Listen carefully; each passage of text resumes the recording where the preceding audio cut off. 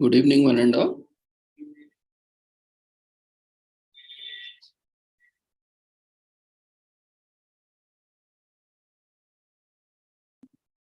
We welcome you all to the International Conference on Social Work, Sciences, Respecting Diversity, Inclusion, Social Action, and Sustainable Development, 2023. Commemorating Azadi Ka Amrit Mahotsav, nation celebrating 75 years of independence, United Nations Sustainable Development Goals, 2015 to 2030, as part of awareness and campaigns.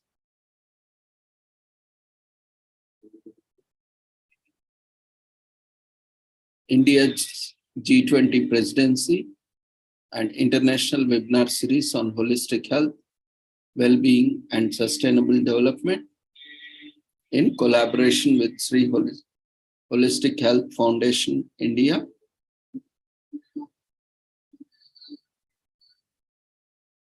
And Sri Research Institute, Center for Art, Sciences, and Well-being, and all other collaborators and social work fraternity. We welcome you all to the day 3 of International Conference. So before we start our conference, let's take the blessings of Almighty.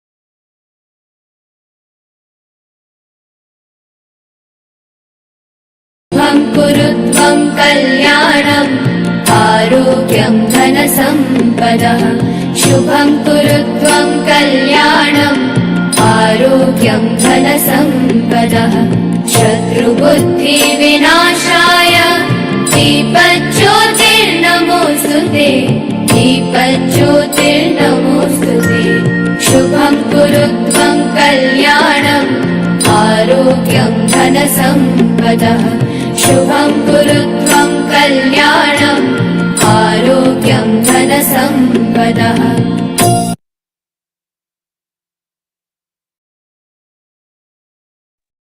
With the blessings of Almighty, we shall continue with today's conference proceedings.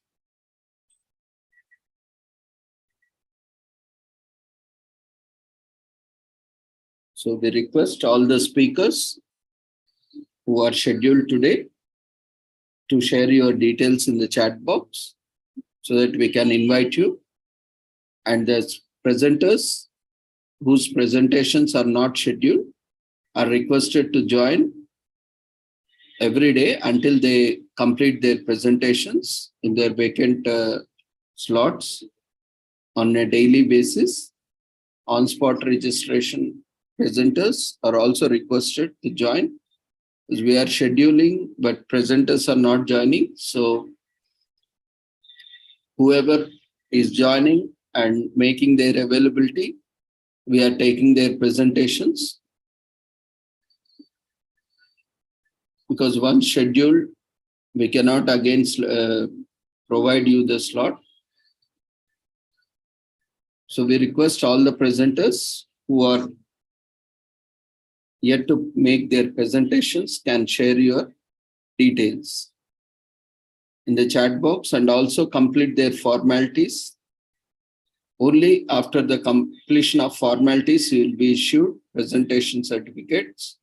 So even if you have presented, but if you have not completed or if you are not completing your formalities, your certificate will not be issued. So ensure that before or immediately after your presentations, you complete your formalities, complete your registration, sharing of details, and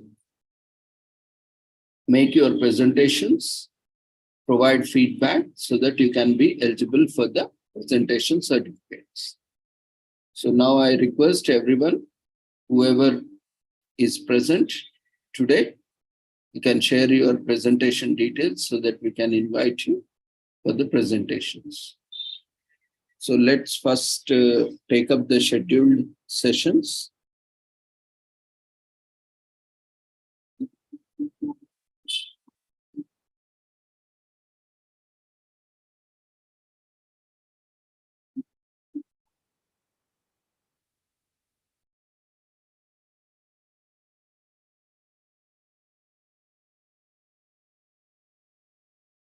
We have Vismaya.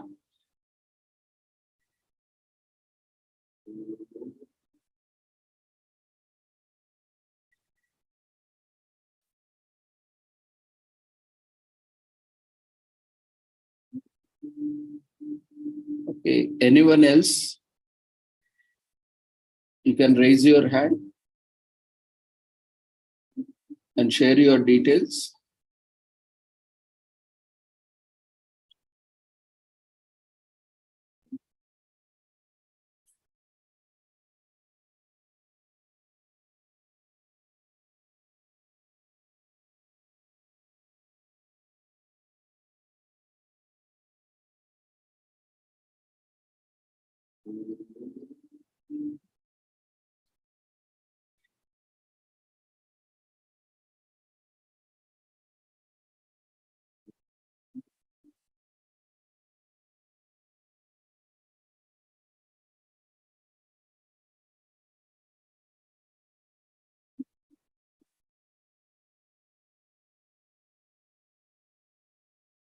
Okay, so we will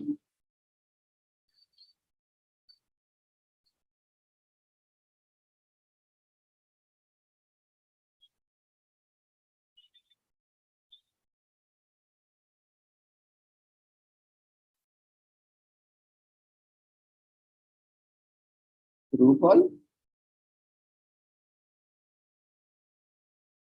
are you available in the conference?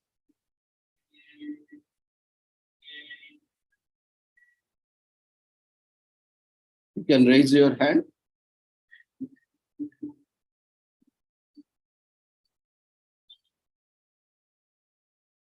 Mr. Rupal.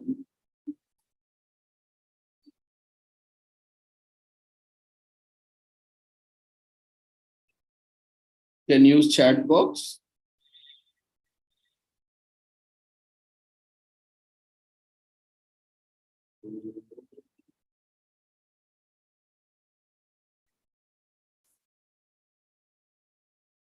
Okay.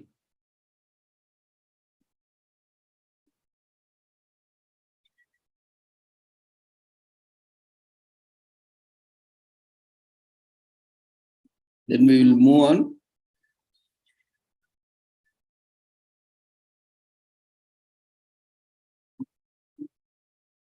So Vismaya is not there. Okay, next Rupal. Would you like to make presentation? You can respond in chat box or raise your hand if you are ready.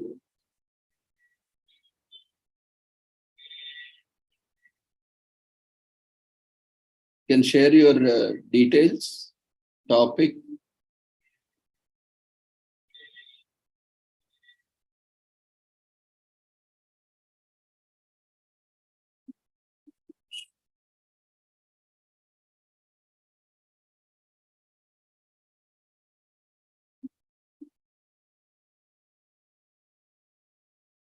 Next presentation will be by Manasa.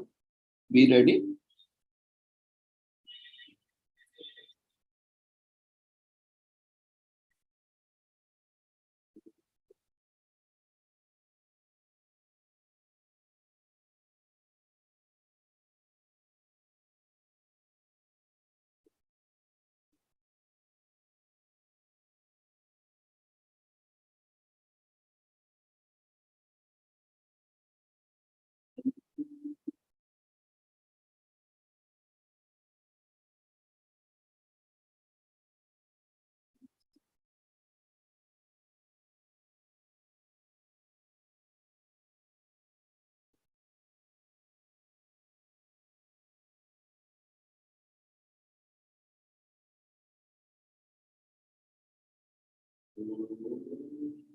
Rupal, you can unmute yourself, start your video and presentation. You can introduce yourself. Hello everyone. Am I audible and visible clearly? Yes, ma'am. Thank you so much. Thank you everyone for giving me this opportunity. First of all, I am very, very kindful and thankful to the authorities for such ground, and I am very obliged to come on the platform in the international conference on social work sciences, respecting diversity, inclusion, social action, sustainable development 2023. Hence, firstly, giving my introduction, this is Rupal. I'm a sophomore pursuing BA LLB from BPS University of Women. I had done many internships and presented in many national and international conferences on various topics.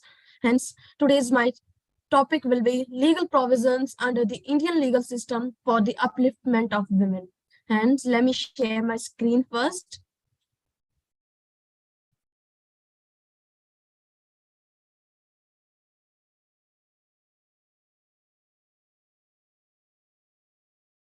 Is my screen visible?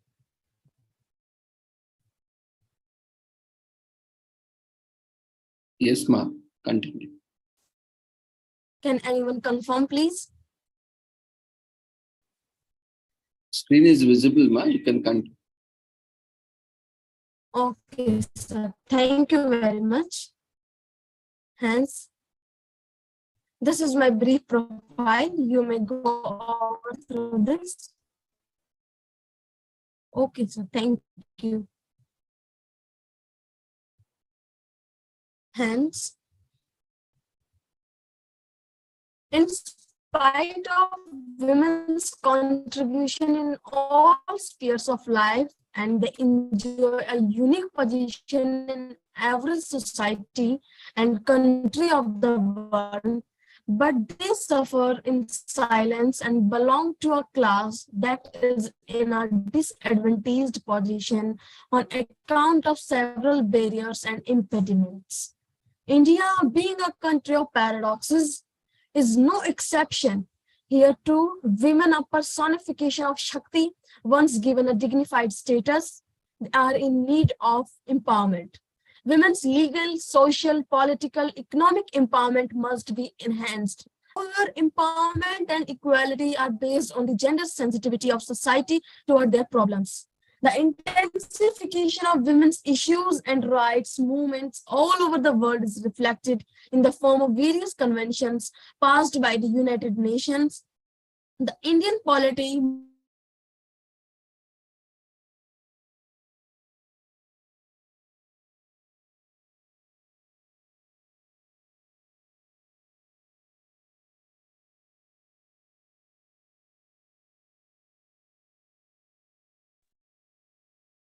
I'm sorry everyone, there was some technical glitch.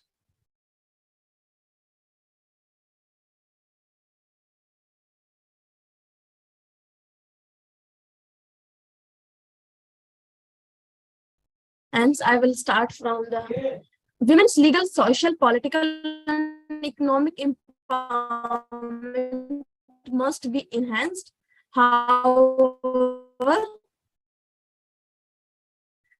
empowerment and equality are based on the gender sensitivity and society toward their problems.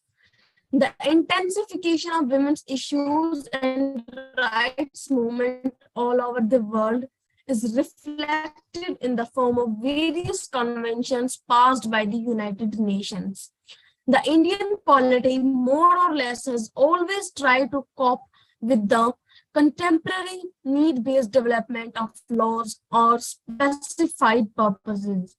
It may be in the fields of human rights, politics, civil rights, constitutional rights, social Your voice is breaking, ma'am. We can't hear you properly. Constitution is not to be as a mere law, but as a machinery by which laws are made. The Constitution is a living and organic thing that of all instruments has the greatest claim to be constructed broadly and liberally.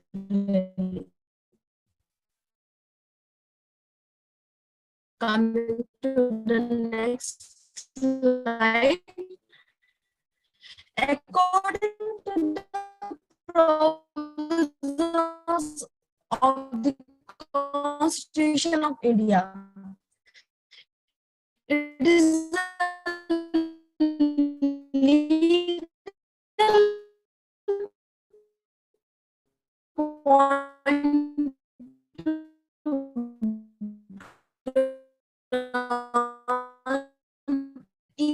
equality to women in society in all spheres, just like me.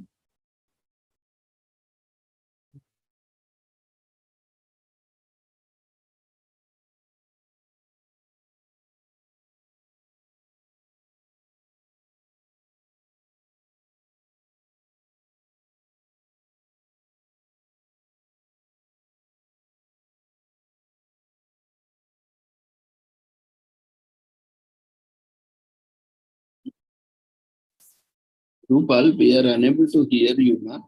Your voice is breaking.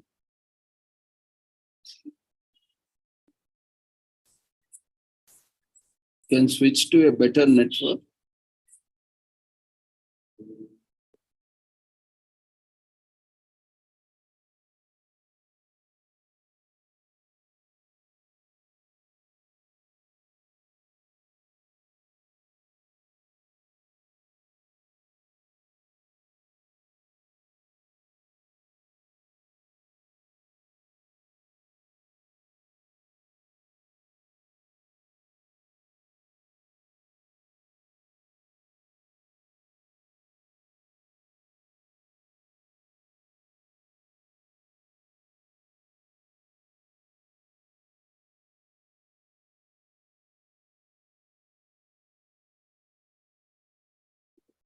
Okay, so we will continue this session later.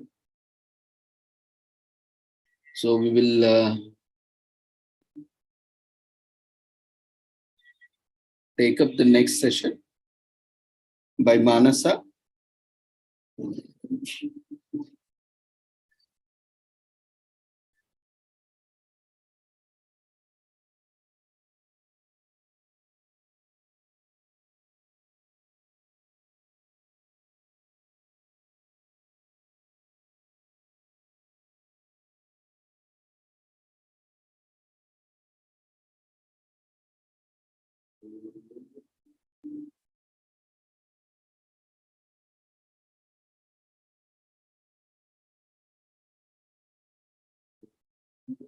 We request all the presenters to check the guidelines and the instructions provided on the website before you make presentation, and adhere to the guidelines and instructions provided. Yeah, Manasa, you can unmute yourself, start your presentation. Yes, sir. We'll start.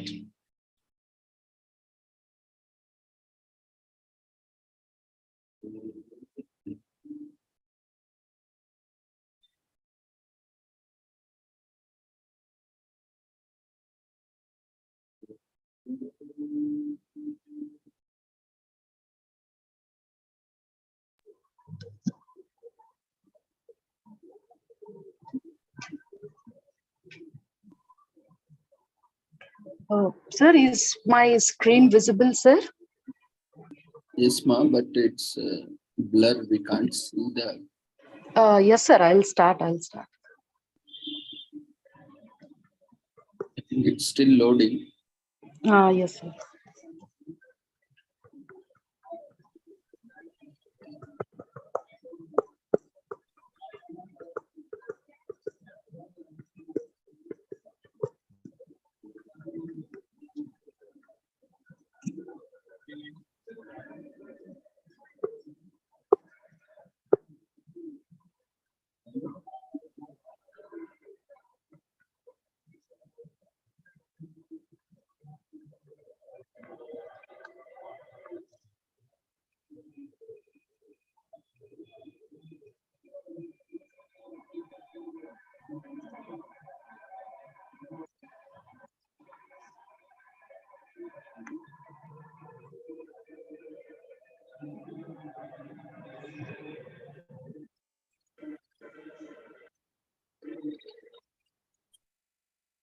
Your voice is not audible. You have to share voice also.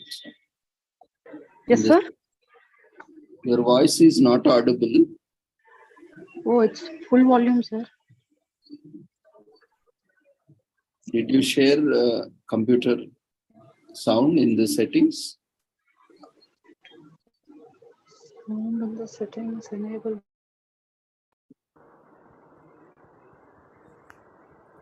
After sharing, you have to enable computer sound in the settings menu.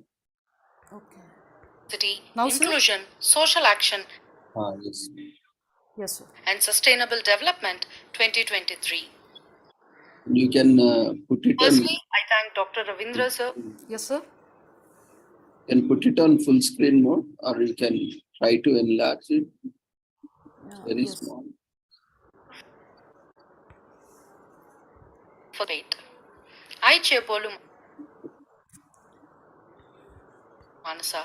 Today, my topic is regarding sprouts, nutritious food in space. You can click on that.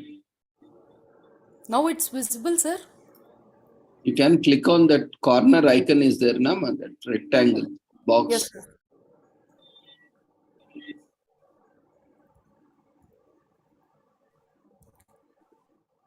No, it's related to comments. I just already gave access, sir.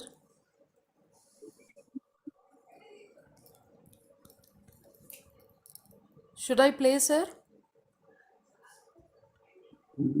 It's very small. I don't know whether participants are able to see.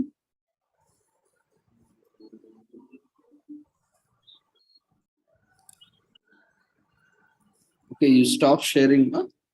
Oh, okay, sir.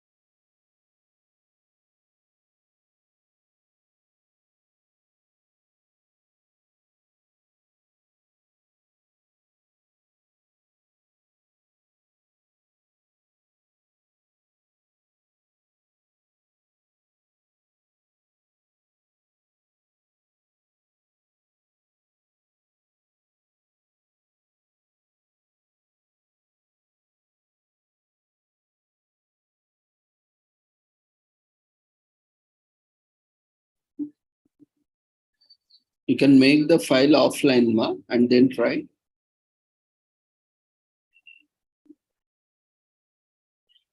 In the Google Drive, you can select the file. Under the options, you will find an option. Make it offline or save it offline. Then you can try opening so that it will be clear.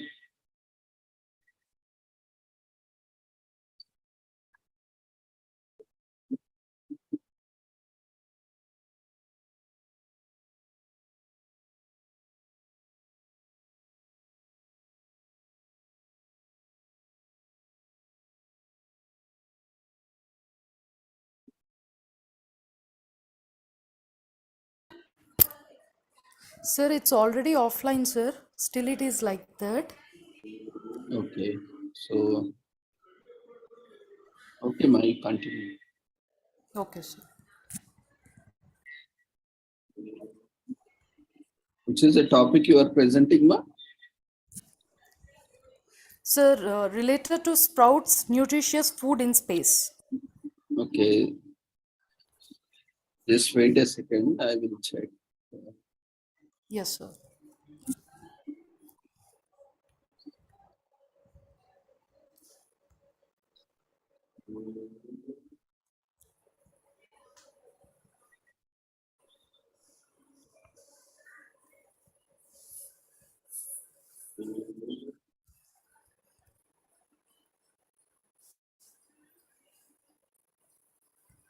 And now a little bit clear. A Okay. good day to one and all. Today, on the occasion of International Conference on Social Work, Sciences, Respecting Diversity, Inclusion, Social Action and Sustainable Development 2023. Firstly, I thank Dr. Ravindra sir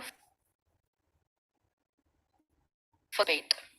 I Chebolu Manasa. Today, my topic is regarding sprouts, nutritious food in space. And this is my abstract. Coming to the introduction part, astronauts need food to eat in space. It is mandatory to survive. The food should contain these qualities like good shelf life, good nutrition, and easily digestible in space. And of course, with simple, safe, easy to store, prepare, and consume. And coming to the review of literature, earlier, food was packed in the form of micro-sized cubes or aluminium tubes or toothpaste type foods. Present days, food has been changed. Every country has their own unique way of food varieties based on their country's specifications and also based on their astronauts' interest. Food is being served like Korean, Japanese, and Russian. Here we can see the images of modern space food. And this is the instrument used for boiling or warm up the food in space. Forms of foods like chilling, freezing, irradiation, HPP, PFF, fresh fruits, beverages, intermediate moisture, rehydratable food or natural food. Food preservatives like chemicals, traditional acidulants, gaseous chemicals and antioxidants. Any form of food, any recipe of food, any mode of food should always be in these categories like solid, semi-solid, liquid and powder. All varieties of food forms should maintain a proper storage, temperature requirements, preservation techniques without spoilage, cross-contamination, microbial attack and also package based on the form of food. Coming to the rationale A, the nutritional value is same on the earth and on space. Earth has gravity, but in space shuttle, it is zero gravity. So the food will obviously float in space shuttle. So we need to follow these many parameters to get a food item for an astronaut to eat in space with good nutrition, self-life, easy to consume, less wastage, and no microbial contamination, no spoilage, good storage. So because of all these particular parameters, I have chosen sprouts because good in nutritional value, easy to consume, and very good cultivation factors. Hypothesis and study variables. Recently, the NASA has started space farming, refers to cultivating crops for food and other food stuff in space or on of Earth celestial objects corresponding to agriculture on the moon. So the vegetable production known as veggie, it's a spacious garden on the space station, already started growing plants successfully like 3 types of lettuce, Chinese cabbage, red Russian, kale, zinnia flowers and Mizuna mustard. So coming to the sample and population universe, and currently the advanced plant habitat like veggie, it's a growth chamber on the station for plant research. It has LED lights and porous clay substrate with controlled release fertilizers to deliver water, nutrients and oxygen to the plant roots. And not only that, automated cameras, more than 180 sensors has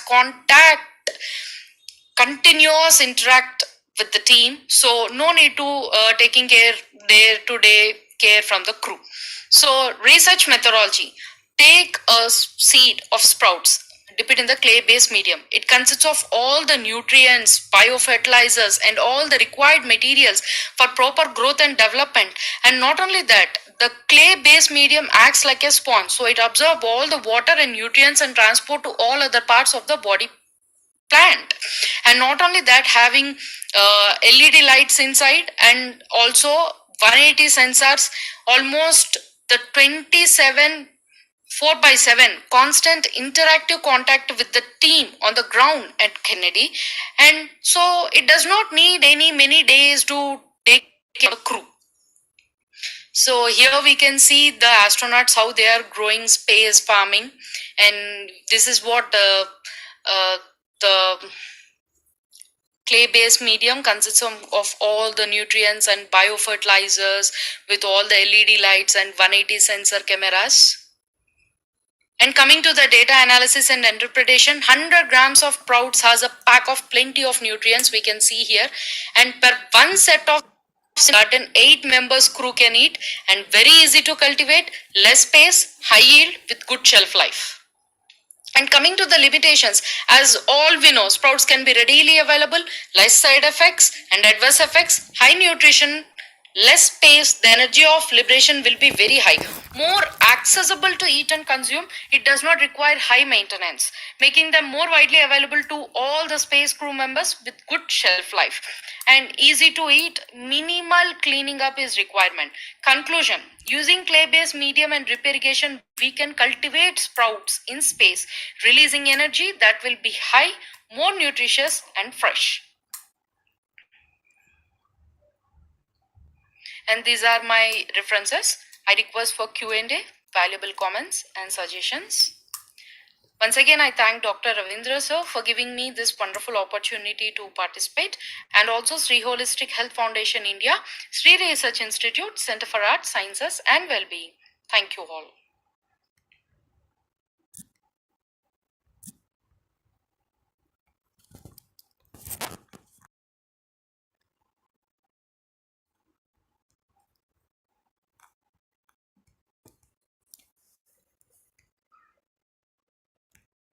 Yeah, congratulations, Manasa. Thank you. Participants, if you have any queries, you can raise your hand, or you can share it in chat box.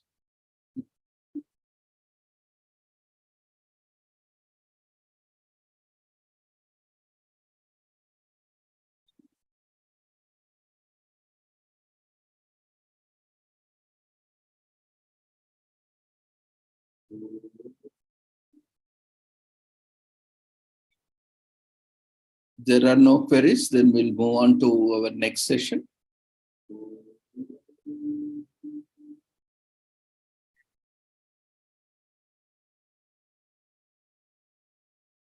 Manasa, you have another presentation, Amma. You can continue with the second presentation. Okay, sir. Okay, sir.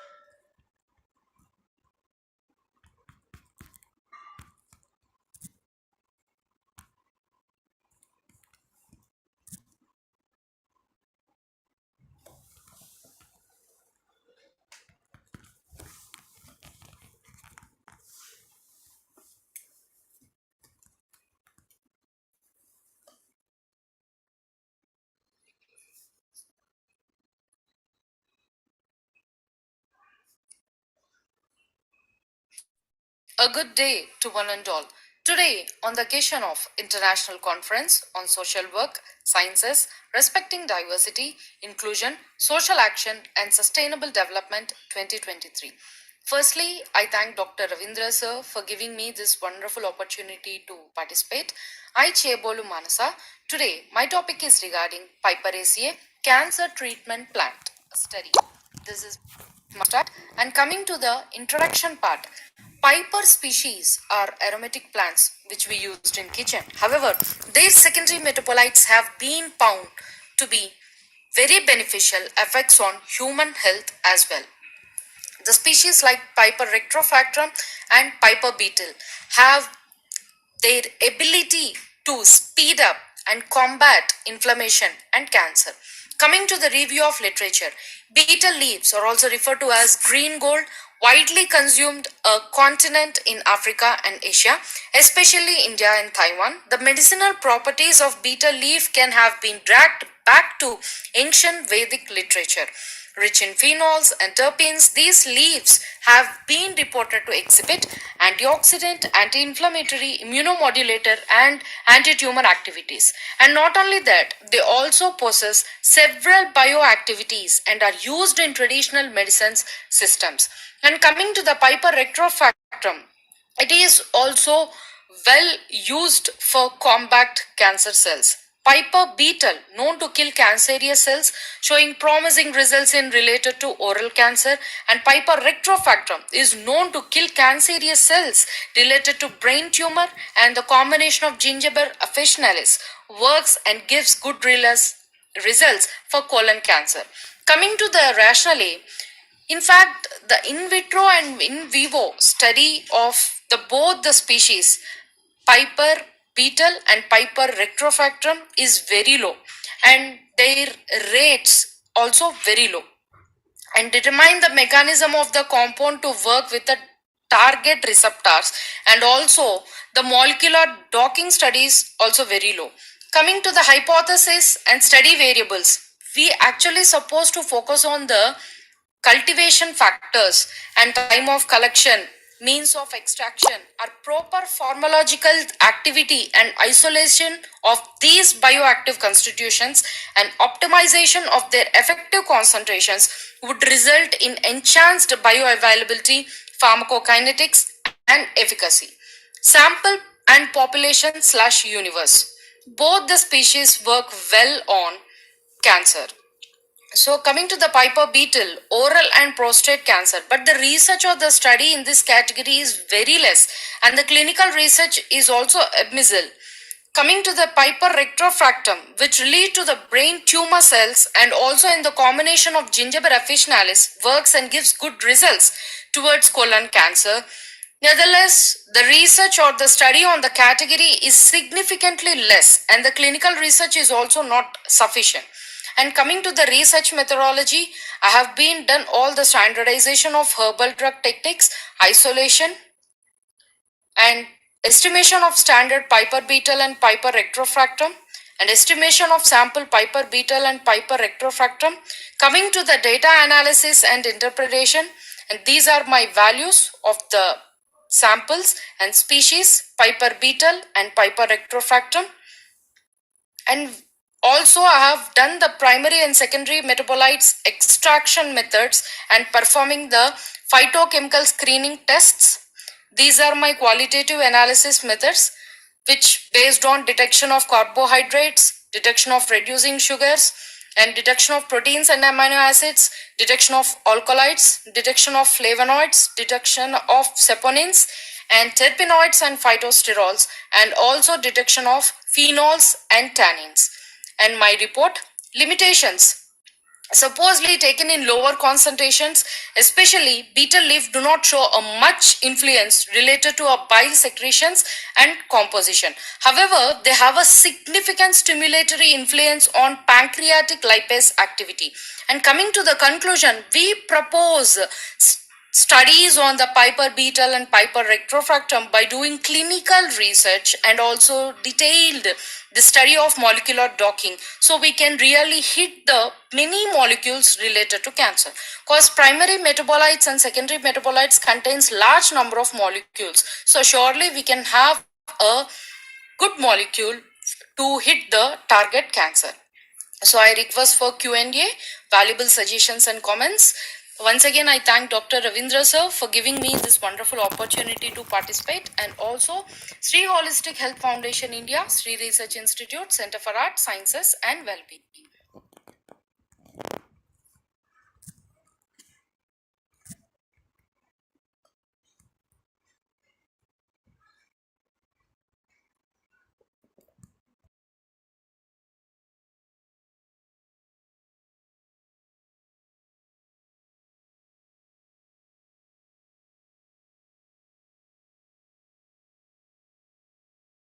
Congratulations, Vansa. Both the presentations were very good. Thank you, sir. So, participants, if you have any queries, observations, you can raise your hand or you can share them in chat box. Feel free to interact. You can unmute yourself. If you have any difficulty, you can raise your hand.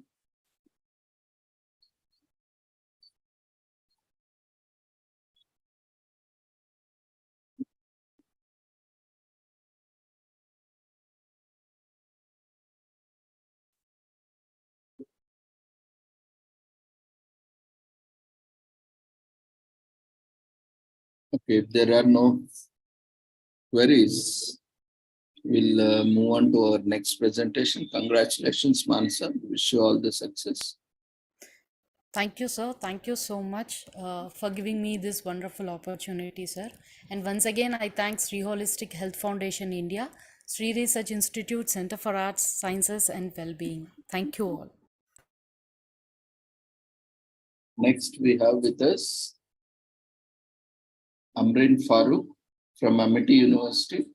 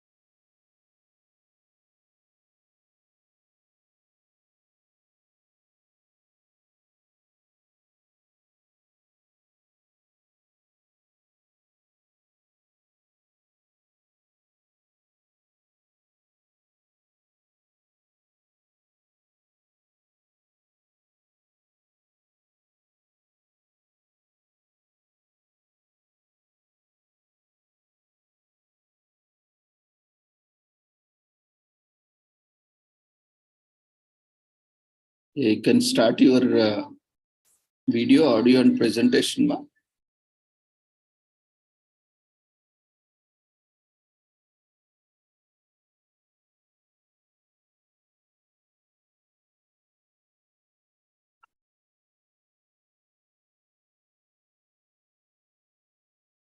You are not audible, ma'am. Kindly check your audio. Mic.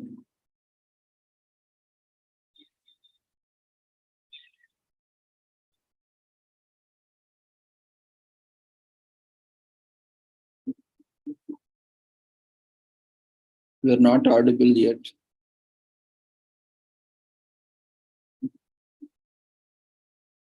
If you have connected any headphones, you can unplug them or plug in and try.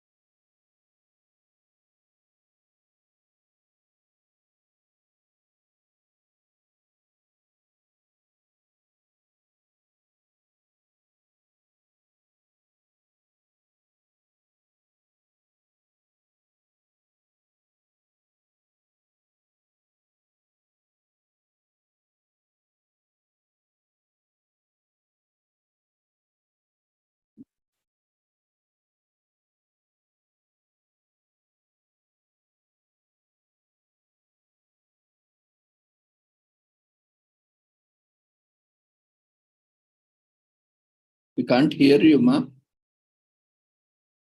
Are you presenting?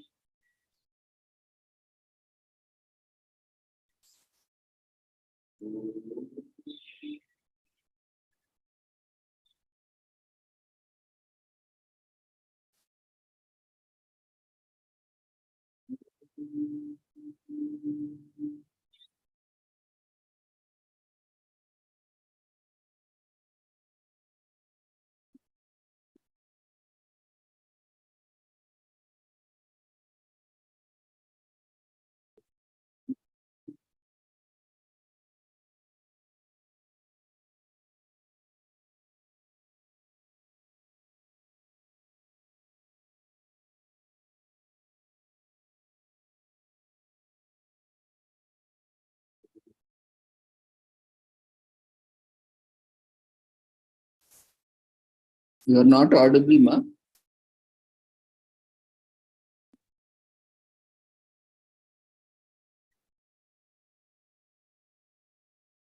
You can log in and log out and try, ma'am.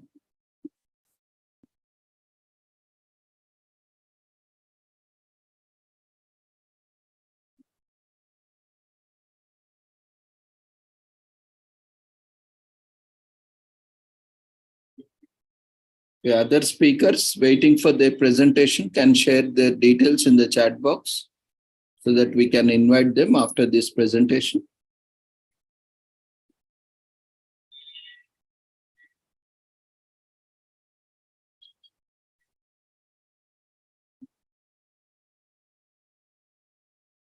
Presenters willing to present in the conference, those who have registered, try to complete the presentations as early as possible because we have panel discussions scheduled in the last days.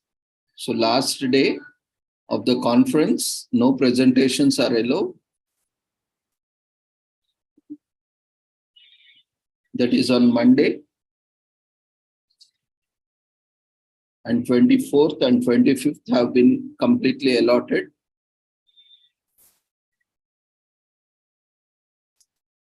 So utilize this opportunity to complete your presentations.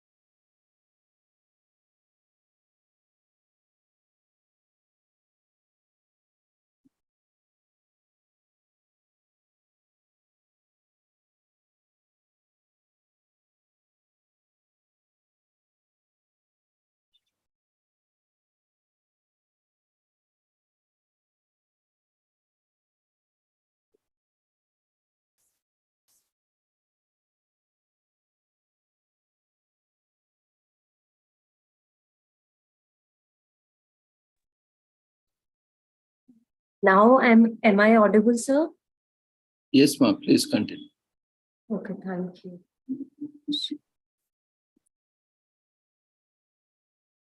Okay, so my topic is a paucity of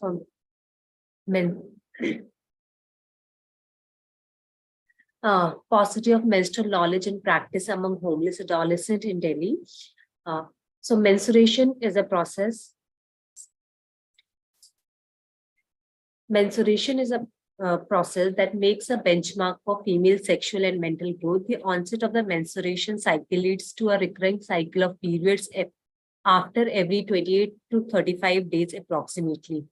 It is an excretion of the vaginal blood, tissues, and cells that surrounded the placenta during ovulation. Without the fertilization of the egg, it gets discharged in the form of blood every month. Each cycle lasts for about 4 to 10 days.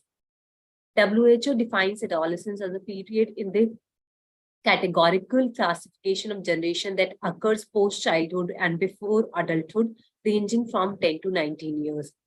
A study of Madhya Pradesh indicated only 29.4% of school-going girls had insight about an apt and opposite scientific meaning of reproductive health, and 26% gave the history of reproductive health problems. Vaginal discharge was the most common. Only 41.2% of the girls were using sanitary pads as a menstrual absorbent. The unsafe sexual relation was stated by 2/3 of the girls.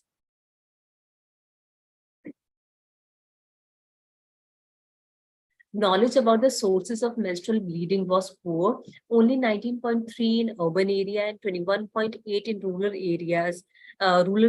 Girls. However, education imparted brought a substantial change on the correct knowledge of the sources of menstruation.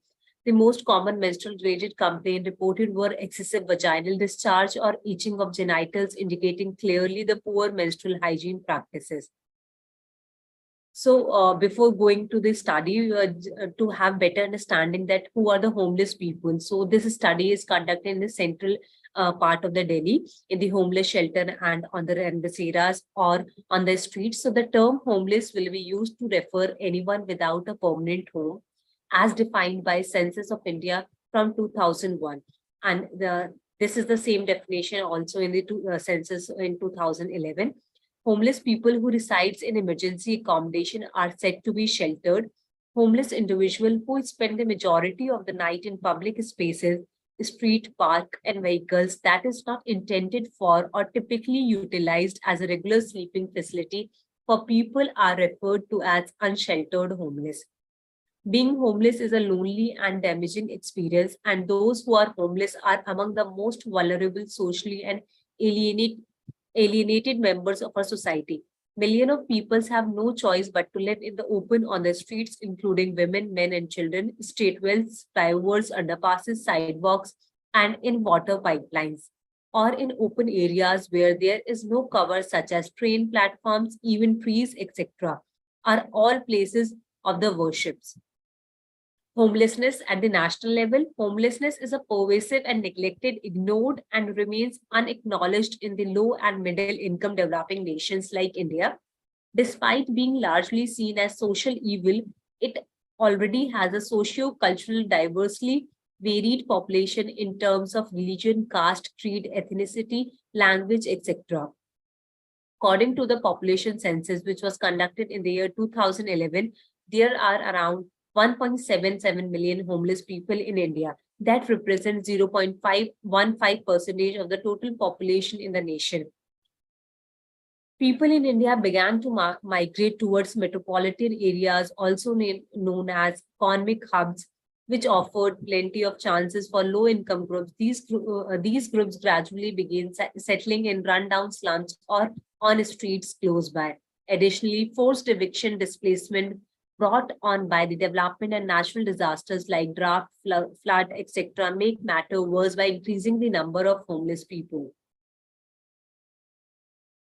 So who is adolescent? Any person between the age group of 10 to 19, according to WHO, is adolescent. As adolescents represent the future of the country, and parents, educators, even teenagers themselves are deeply concerned about raising healthy, happy teenagers. The difficulty with teens' reproductive systems account of their early age, garner less and attention, is still enrolled in school, and as if teenagers were exempted from the potentials for contracting ailment. Teenagers are forced to seek out information and conduct their own research because proper information regarding reproductive health is not readily available. So in the review of literature, the experiences of menstruation by people who are homeless has been historically overlooked by the public, civil society actors, policymakers, and academicians. Much momentum has gained in recent years within academic literature to deepen our understanding of the multifaceted issues of women's homelessness through studies of health, abuse, trauma, and policy responses and interventions.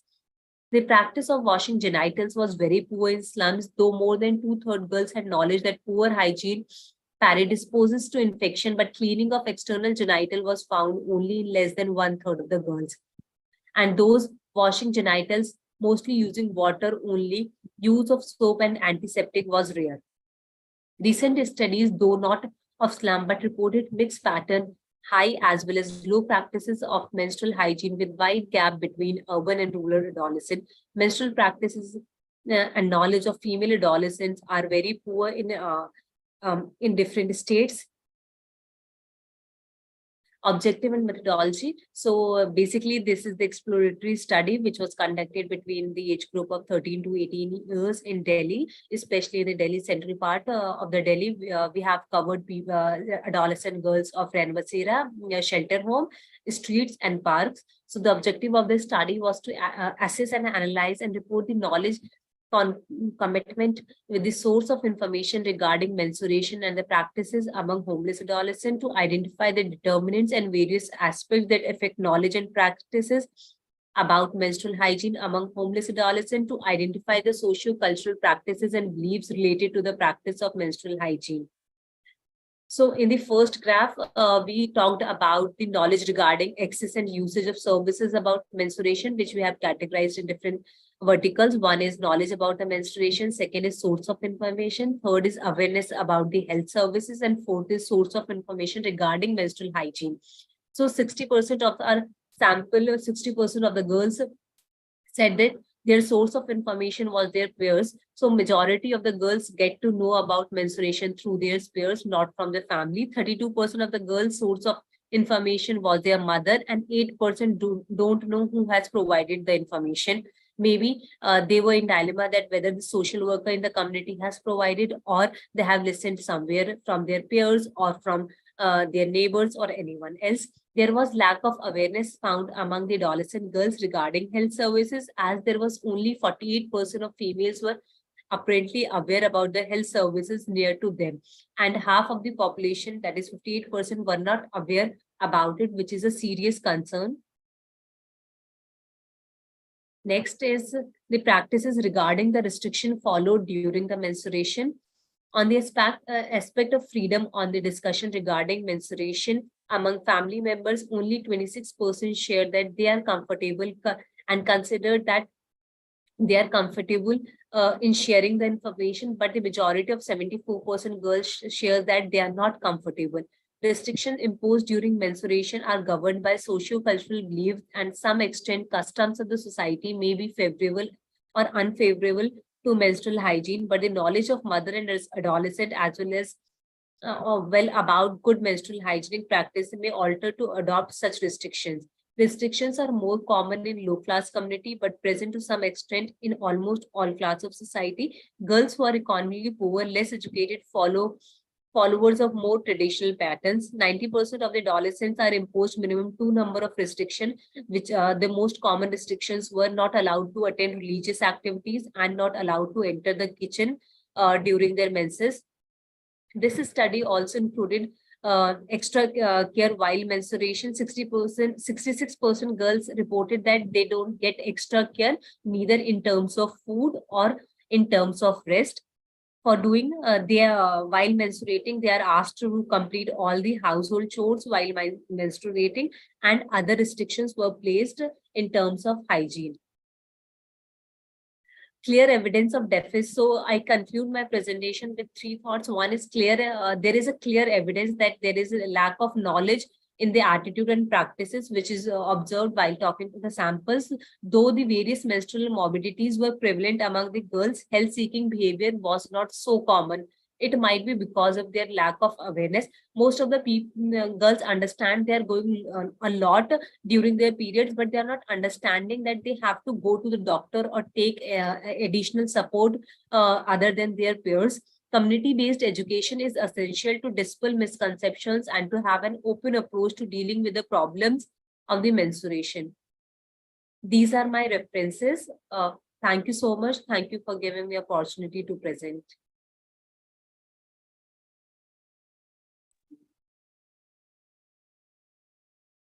Congratulations.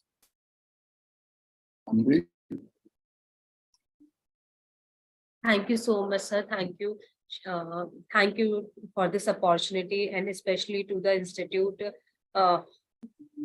And thank you to you for coordinating. Dear participants, if you have any queries or observations, you can unmute yourself or share in chat box, or you can raise your hand.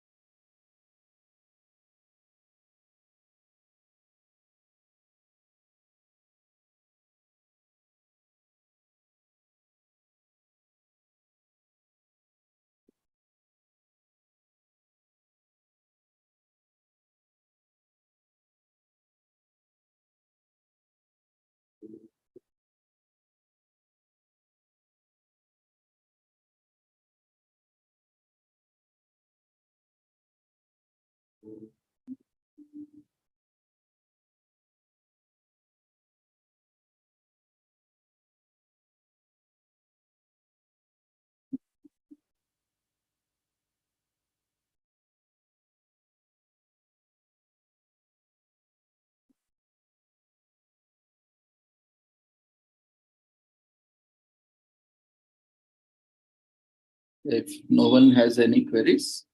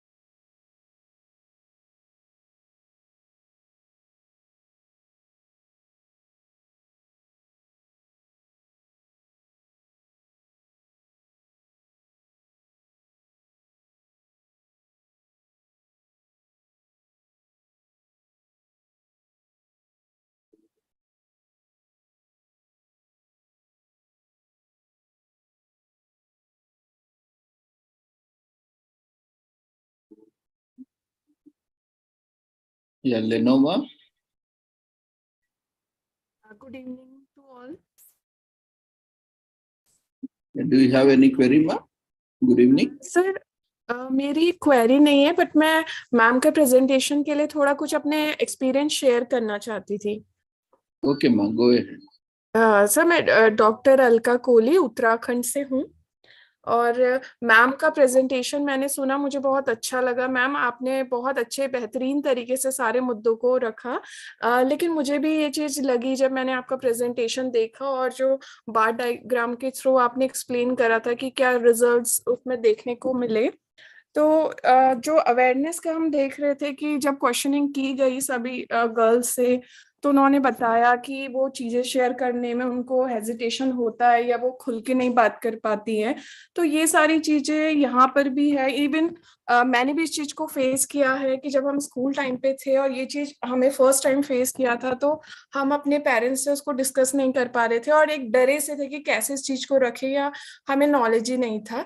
तो मुझे भी ऐसा लगता है कि हमें एक school level पे भी एक कैंपेन इस तरीके से करना चाहिए कि जो 7 साल से 12 साल तक की गर्ल्स हैं उनको एक एजुकेशन इस तरीके की दी जानी चाहिए।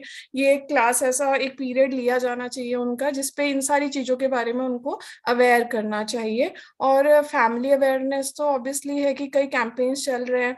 गवर्नमेंट भी है जो सैनिटरी पैड्स वगैरह प्रोवाइड करती है, स्कूल लेवल पे भी कर रही हैं, कई संस्थाओं में भी ये सारी चीजें हैं उनकी हेल्प के लिए। तो बहुत अच्छा इनिशिएटिव गवर्नमेंट का भी है।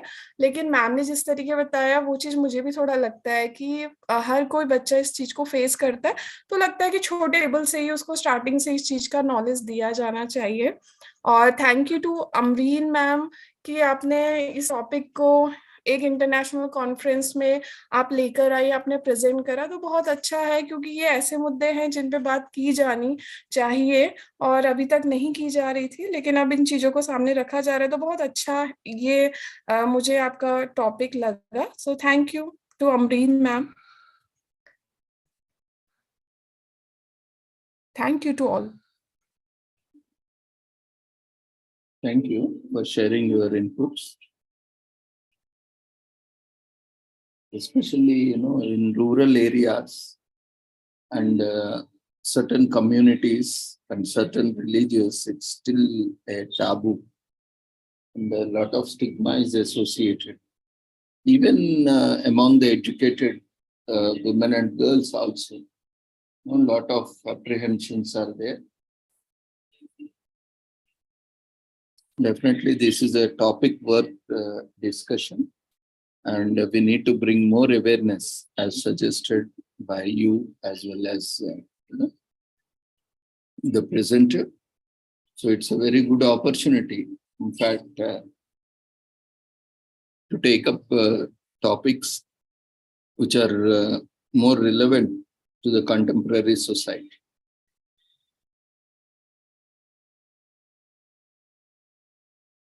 Anyone else have any queries? Feel free to unmute yourself.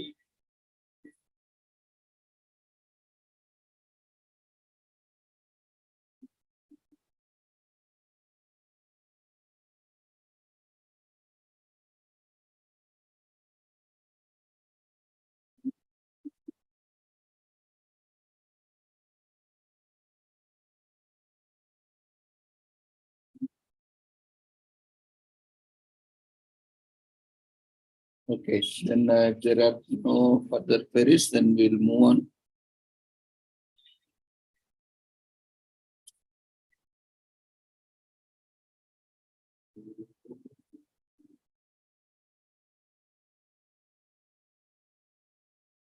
Yeah, Bansal, you can unmute yourself. Yes, sir. Namaste, everyone. Thank you, ma'am, for presenting such wonderful presentation and creating awareness in us. I want to ask her that when you are researching on that topic, you are finding result. जैसा कि आपने देखा होगा कि rural areas में या फिर different areas में लोग साइकोलॉजिकली इस चीज से उभरना नहीं चाहते हैं। They don't want to improve psychologically, यानी कि मेंटली उन्होंने अपने आप को पीछे करके रखा है। तो जब आप मेंस्ट्रुअल और इस सब के बारे में देख रही थी, तो आपको ऐसा लगा कि they don't want to improve psychologically? कई सारी चीजें अवेलेबल हैं, जैसे गवर्नमेंट के अवेयरनेस प्रोग्राम भी हैं, पर फिर भी हमारे वहाँ पे ऐसी सिचुएशंस है कि इम्प्रूवमेंट लेस है जितने की अवेयरनेस प्रोग्राम है। तो इसके लिए आप क्या कहना चाहेंगे, ऐसा है या नहीं? आपके योर थॉट, आपके विचार जानना चाहेंगे। Yes, ma'am.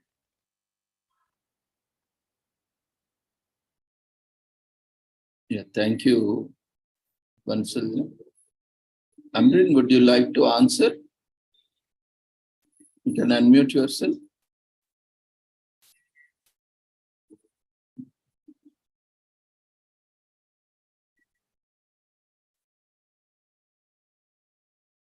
Amrin, can you hear us?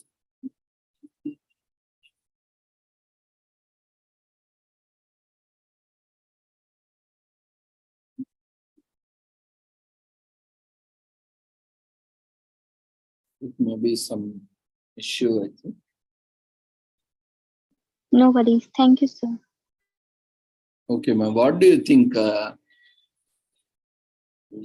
as per your opinion, if you have to answer the same query, how would you answer?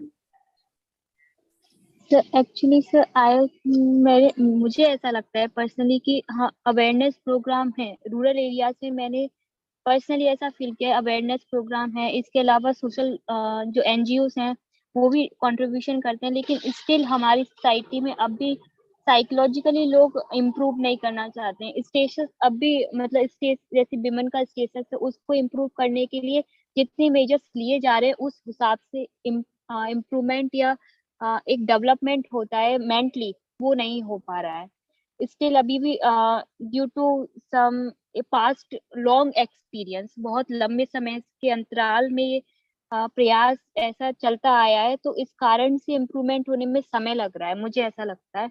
और इसके अलावा रूरल एरियाज के अलावा अर्बन एरियाज में भी कुछ मैंने स्टडीज पढ़ी थी कि अब भी ऐसा पाया जा रहा है कि लोग जो पीरियड्स टाइम होता है विमेंस के, उसके लेकर अवेयरनेस कम है।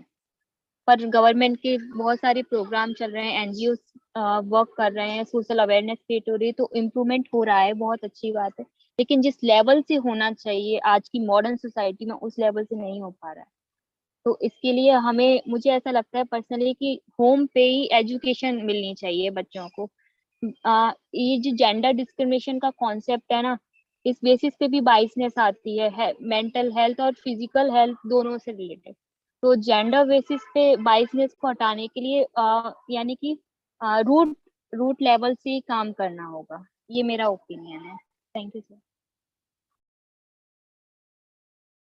तो अच्छा पॉइंट्स सजेस्ट किए और काफी इस पे we have a lot of issues related to these things, because generally even the mother and daughter also are not so comfortable in discussing these issues. Yes, so sir. that Yes, is sir. where where every woman or every girl goes through. This is quite normal and natural. There is Yes, nothing forbidden or nothing which cannot be taught or which Yes, sir. cannot be discussed. But unfortunately, even with the educated people also, even in urban areas also, these things are not openly discussed. That is one reason, as you rightly pointed out, in families. So maybe we can start with our own families and with our own family members and friends, so that we can start, because somewhere we have to start. So we can start having discussions, debates, whenever how to prepare ourselves at the period's time, and what should be the hygiene management, and what are the various issues, and because this is a lifelong process through which every girl or woman undergoes. So we should have complete information about this process, so that the process is smooth and the girls and women are sailing smoothly. And at the same time, it is also the responsibility of the men in the household to ensure that this process goes on smoothly because there are a lot of implications physiologically, psychologically, socially, and various other aspects. So it is also necessary for the male counterparts to understand and support them. In fact, we had a discussion in various forums also to recommend, paid leave for the women for the entire 1 week or 5 days or 3 days, whatever the case may be. So I think the certain women groups and also some advocacy groups are also working on this to bring on such things so that, at least on these days, so they can look after their personal hygiene and they can concentrate, on their health. And this can be a very good opportunity to observe and, reach out for medical help or support. And especially, when such issues are there, women and young girls should come forward to discuss at least among themselves so that, men can also pitch in. Otherwise, what happens, these are often seen as girl things or woman things. And often, men don't involve in these things. Again, if they try to involve also, there are many situations or circumstances where they say, what do you know about this? You never experienced, and a lot of these things, keep commonly coming out. Even we see across in communities and also even in families or educational institutions also, because we also commemorate certain events like World Menstrual Days, where we organize various events, and also Women's Day, and also whenever there is an occasion, and also cancer as part of, cancer awareness, ovarian cancer, and whenever we get the opportunity, we also start a discussion, start a dialogue on these issues. But still, many are not comfortable to open up and come forward. I think, we need to find some safe platforms or safe spaces where we can openly discuss and, share knowledge and experiences, as you all have rightly pointed out. And it should start with the families, from ourselves only. Maybe these kinds of online platforms are very good, comparatively. And so that you can also come up with different presentations also, like various aspects, taking one aspect of, how an individual has to play a role and how as a family can play a role, and at community level, at government level, if we take it the government level, at state level, central level. And there are also various schemes that support women health and hygiene. So what are the various schemes and how they are being utilized, if there are any lacunae, and what could be done to improve them. And we have seen yesterday also, a presentation, I think yesterday or day before yesterday, there was a presentation in the tea estate about women, about sanitary products, accessibility and use. So these kind of presentations are required, in fact, exploring various aspects of personal hygiene and menstrual hygiene.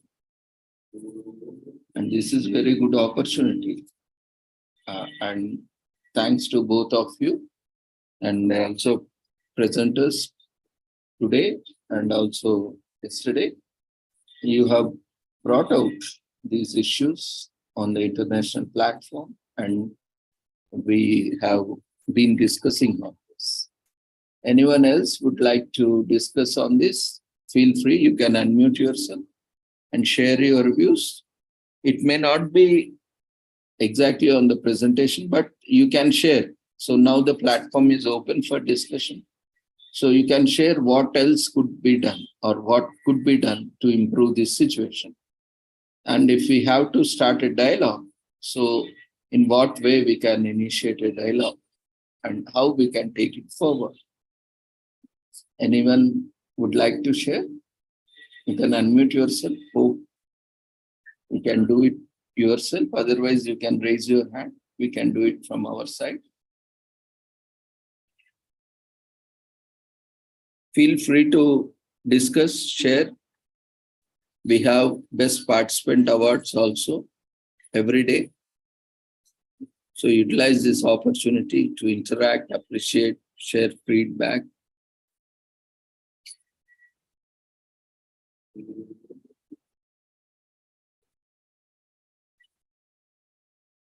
At least women can respond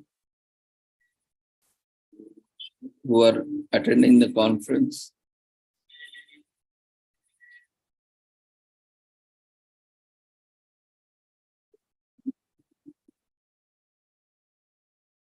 Okay. Anyway, this is what happens, we are not able to discuss personally, even on public forums. So I think we need to overcome this.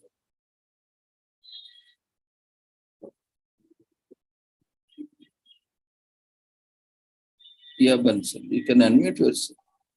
Yes sir, again नमस्ते sir. मैं ये कह रही थी कि मैं basically Banasthali विद्यापीठ से हूँ, जो कि महिला एक विश्वविद्यालय है। तो इसमें हमने देखा है कि डेली जो लाइफ होती है उसमें भी जो गर्ल्स होती हैं, विमेन होती हैं, वो कैसे इस इशू को फेस करते हैं, लेकिन फिर भी वो ओपनली बोलती हैं हर बात को।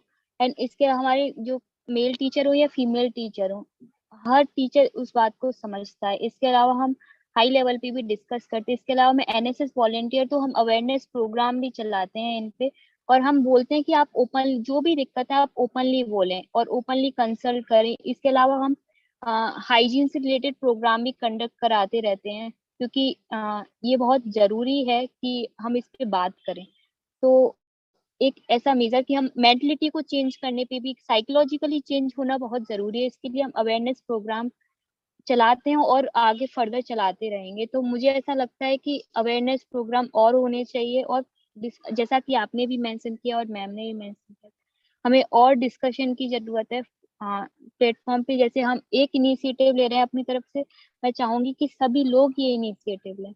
और ऐसा नहीं है कि डिस्कशन इम्प्रूव नहीं कर सकता, डिस्कशन किसी को सुनना हमारे विचारों में परिवर्तन लाता है। तो मुझे लगता है कि हम किसी की जो वो सिचुएशन को फेस कर रहा है, उसकी सिचुएशन को अंडरस्टैंड करके उसकी क्या क्या पॉसिबल सॉल्यूशन हो सकते हैं, उन पे भी काम करते हैं। और विमेन जब डिस्कस करती हैं उनके इश्यूज, तो वो हॉस्टल में रह के भी काम करती हैं। उन्हें ऐसी फैसिलिटीज अवेलेबल कराई जाती हैं, यहाँ तक कि कंफर्टेबल इन्वायरमेंट हमारे क्लासेस में भी प्रोवाइड किया जाता है, कि जिससे उन्हें कोई दिक्कत ना आए। और सैनिटेशन से रिलेटेड हमारे डिपार्टमेंट्स में इस समय अगर कोई दिक्कत आती है, तो टीचर्स उन्हें स्पेशली देखते हैं कि अगर कोई दिक्कत ना आए। यहाँ पे बनस्थली में हर डिपार्टमेंट अलग अलग लेवल पे काम करता है, तो हर डिपार्टमेंट में हर फैसिलिटी अवेलेबल है कि इससे कोई ऐसी कोई दिक्कत ना आए। Thank you sir.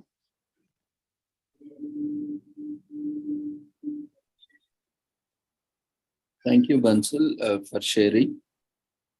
तो आप बता सकते हैं, जैसा आप कंपेयर करे होंगे आपके राष्ट्र में, तो दूसरे कॉलेजेस या विश्वविद्यालय भाई ये जो फैसिलिटीज है जी, तो ये फैसिलिटीज कैसे कंपैरेटिवली कैसे है आपके स्टेट? जी हाँ, अभी मैं दिल्ली गई हुई थी एक नेशनल कॉन्फ्रेंस और प्लस नेशनल डिबेट के लिए। तो मैंने वहां देखा कि वॉशरूम, हमारा प्रोग्राम था जिसमें मेल एंड फीमेल दोनों थे, लेकिन उस इंस्टीट्यूशन में मेल वॉशरूम्स अवेलेबल थे, लेकिन फीमेल वॉशरूम्स में वाटर की फैसिलिटी भी नहीं थी, यहाँ तक कि वहाँ डस्टबिन भी नहीं था। तो ड्यू टू कि कॉन्फ्रेंस में डिस्टरबेंस होगी, इसलिए मैंने ऑर्गेनाइजर को डिस्टर्ब नहीं किया, लेकिन इस बात को ने मुझे ट्रिगर किया कि मैं इस लेवल पे काम करूं। तो मुझे ये प्लेटफॉर्म मिला है जहाँ मैं डिस्कशन कर रही हूँ। तो हमने आसपास वॉशरूम्स ढूंढे, बैंक के पास थे, वहां जाके हम वॉशरूम्स यूज करके आए। तो ये मैं अपने इंस्टीट्यूट और उस इंस्टीट्यूट का कंपैरिजन कर रही हूँ कि हाँ, लैक ऑफ अवेयरनेस होती, क्योंकि वो एक मेल इंस्टीट्यूट, मतलब मेल, बेसिकली वो मैन के लिए इंस्टीट्यूट था, इंजीनियर्स का। तो इस वजह से भी फैसिलिटी नहीं थी, लेकिन एज अ गेस्ट और कभी कभी विमेन्स भी आती हैं प्रोग्राम में, तो फैसिलिटीज रखनी चाहिए। इस बात का ध्यान आगे से ही रखना चाहिए सबको, क्योंकि समटाइम्स कंफर्टेबल नहीं होते हैं। हमने अरेंजमेंट कर लिया, लेकिन हर विमेन अरेंजमेंट नहीं कर पाती है। तो हमें, और जब हम इवेंट ऑर्गेनाइज करते हैं या कोई भी इंस्टीट्यूट इस्टेब्लिश करते हैं, तो हमें इस बात का ध्यान रखना चाहिए। मुझे पर्सनली ऐसा लगता है, और कंपैरिजन में ऐसा लगा कि अवेयरनेस जरूरी है, बहुत ज्यादा जरूरी है। Thank you sir. Thank you Bansal for sharing your thoughts. तो ये भी जरूरी है, जब आपने एक वैलिड पॉइंट निकाला, तो मैं भी पर्सनली फेस किया हूँ। जैसा हम भी कॉन्फ्रेंस जाते हैं, कुछ कमिटी मीटिंग्स के लिए जाते हैं, तो जब ये जैसा आपने इश्यू कंसर्न रेज किया, जैसा बॉयज कॉलेज या गर्ल्स कॉलेज जाते हैं, तो ये प्रॉब्लम तो है ही है, क्योंकि बेसिकली जो इंफ्रास्ट्रक्चर होता है, वॉशरूम्स होता है, कुछ भी फैसिलिटीज होता है, जो वहाँ का बच्चों का हिसाब से रहता है, unless and until there are जी, other gender staff available. There are yes, female staff in boys college, again they will be having facilities. yes sir. Otherwise ना similar issues तो बहुत जगह मैं भी देखा हूँ पर्सनली, जब विजिट करा हूँ, तो ये प्रॉब्लम है। तो जैसा आपने बताया ना, तो हम Yes sir. जो जब भी कुछ इवेंट ऑर्गेनाइज करते हैं, तो कैसे भी एक उसमें फीमेल मेंबर्स तो होता ही रहता है, तो कमिटी में, Yes तो sir. शायद एटलीस्ट उनको अगर ये रिस्पॉन्सिबिलिटी दिया गया, नहीं तो एटलीस्ट एक डिस्कशन आया, तो पार्टिसिपेंट्स अगर मेल फीमेल दोनों भी आते हैं, तो उनका क्या रिक्वायरमेंट्स है, जैसा आपने बोला है, तो वैसे तो करना ही चाहिए। तो Yes sir. ये भी हम बहुत जगह मैं भी देख रहा हूँ, ये प्रॉब्लम्स है। कभी कभी सिर्फ कॉन्फ्रेंस के लिए कभी कभी एग्जाम सेंटर होता है, Yes तो sir. ये तो मुझे बहुत कंप्लेंट्स भी आए, कंसर्न्स भी आए। तो जब एग्जाम सेंटर पड़ता है किसी वुमेन्स कॉलेज या बॉयज कॉलेज में, तो ऑपोजिट जेंडर जो भी रहता है वो थोड़ा मुश्किल में पड़ते हैं, तो वो भी एक प्रॉब्लम है। तो ये पूरा क्या है, थोड़ा एडमिनिस्ट्रेशन में जैसा आप बताए, तो या फैसिलिटीज है कि नहीं, अगर नहीं है तो टेम्पररी कुछ प्रोवाइड करना है एटलीस्ट। Yes sir. जैसा अभी सिर्फ एक ही जेंडर का स्टूडेंट्स है, तो एटलीस्ट एक स्टिकर तो लगा सकते, एक वॉशरूम्स डिवाइड तो कर सकते, वैसा कुछ बेसिक चीज भी कर सकते। जैसा आपने बोला, अगर कोई उस टाइम किसी को मेंस्ट्रुअल साइकिल हो रहा है, पीरियड्स हो रहा है, तो at least some dustbins where they can safely dispose it within the washrooms or outside at a safe place. तो ये सब बहुत जरूरी है। तो देखेंगे, और भी पार्टिसिपेंट्स है, रेस करें, उनका भी सुनेंगे क्या बात है। तो या one by one you can unmute yourself and you can share your thoughts. Neha, you can unmute yourself. Yeah, good evening, sir. Thank you for giving me an opportunity to discuss in this public forum. What is my opinion about this? Sir, definitely ma'am ने जो कहा वो तो है ही Bansal ma'am ने, लेकिन एक और चीज है जो थोड़ी इससे और ज्यादा प्रॉब्लम है, वुमेन विद डिसेबिलिटी। ये भी एक एरिया है कि अगर कोई भी जगह पे अगर हम जाते हैं यूनिवर्सिटी के अंदर या कहीं पे भी, जो डिसेबल्ड लोग होते हैं उनके लिए बहुत रेयरली ऐसी कोई चीज होती है कि जिससे जिससे वो हम जैसा आम लोगों की तरह फील करें। ऐसा मतलब अगर हम वुमन की ही बात करते हैं, मेंस्ट्रुएशन की ही बात करते हैं कि उन्हें दिक्कत आती है, तो मैं तो कहूंगी कि मैडम आप प्राइवेट यूनिवर्सिटी में तो थोड़ी अच्छी फैसिलिटी रहती है, as it is a private university and they have to maintain. Government universities में तो मुझे लगता है, मैं जहाँ कहीं गई हूँ ना, वॉशरूम की हालत इतनी ज्यादा गंदी है ना कि मैं तो क्या ही बोलूँ, तो टैप कॉल भी नहीं चलते अगर होते हैं तो।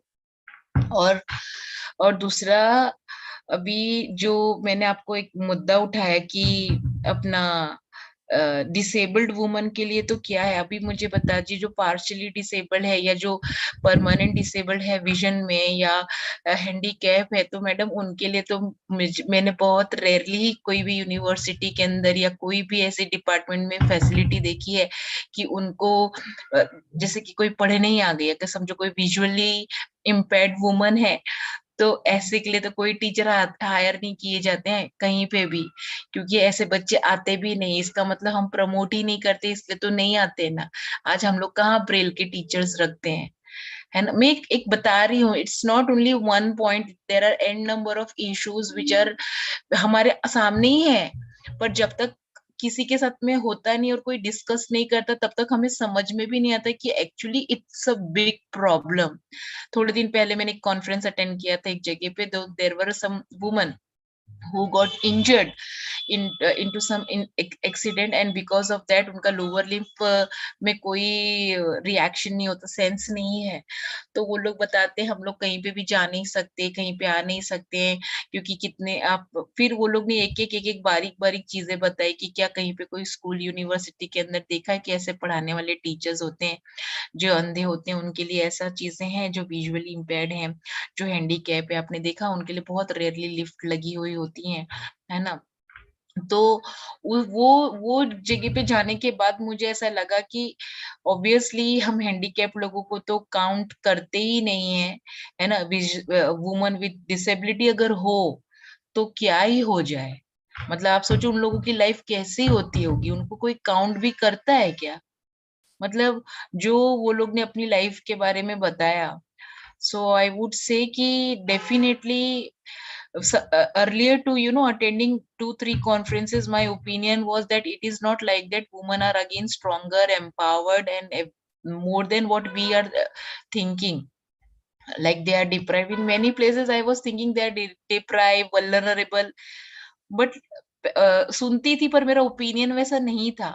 लेकिन जब मैंने खुद ने सुना और उनकी सारी कहानियां सुनी कि कहाँ पे ऐसी लिफ्टें हैं, कैसे मुझे कौन पकड़ के लेके जाएगा चौथे माले पे एग्जाम दिलाने के लिए, है ना।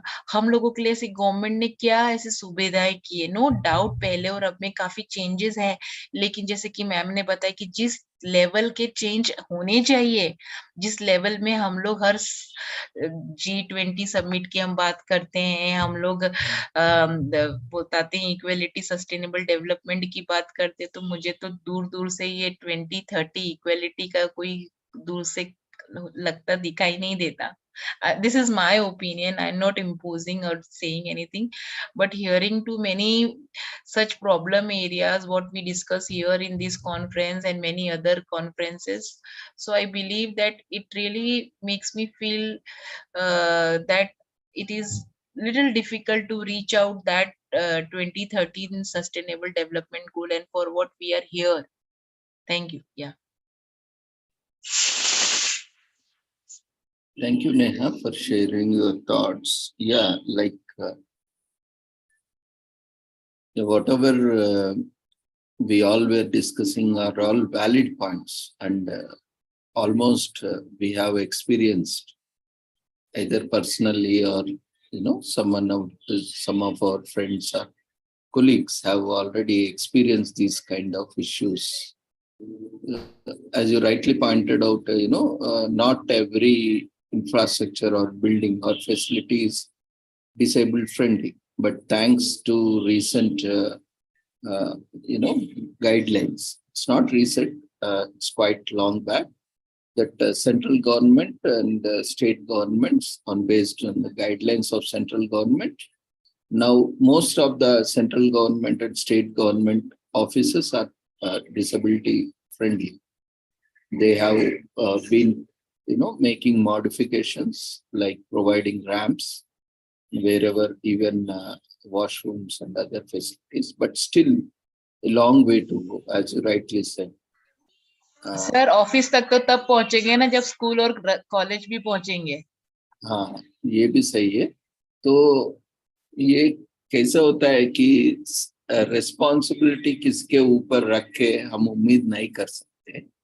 एक बात है, तो गवर्नमेंट जो कर रहा है वो कर रहा है, तो बाकी का जो है करने का है, जो वो हमको करना है. At an individual level, at a society level, at a community level, हम भी जब इनिशिएटिव लेंगे तभी कुछ जल्दी हो पाएगा और गवर्नमेंट के ऊपर भी प्रेशर बढ़ेगा, गवर्नमेंट को भी मोटिवेशन मिलेगा कि हाँ, इसको और बढ़ावा देना है और फंड्स उसमें डालना है और काम करना है उसमें.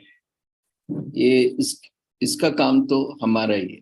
जैसा आप बता रहे, जैसा सभी का डिस्कशन हो रहा है, तो हमको भी जब कंस्ट्रक्शन कुछ करते, जब भी बिल्डिंग बनाते, तो जैसा नया बिल्डिंग कुछ भी बना रहे थे, तो उसमें हमारा ये भी सोच रहना है कि अगर कोई डिसेबल्ड पर्सन यूज करना होता है तो वो डिसेबल्ड फ्रेंडली है कि नहीं.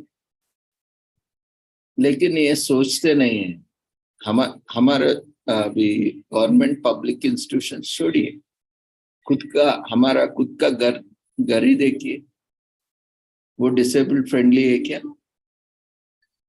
या हमारा खुद का अपार्टमेंट देखिए, वो डिसेबल्ड फ्रेंडली है क्या?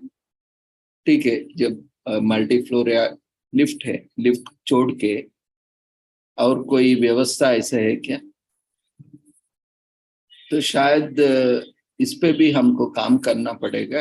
Eight an individual level we need to talk within our families and within our communities. At the same time, we need to do some advocacy with the government and the pressure groups so that they also bring out more and more instructions, guidelines, rules and regulations, so that at least ठीक है, अभी तक जो बना है बन गया, अभी इसको मॉडिफाई करना है, वो एक बात है.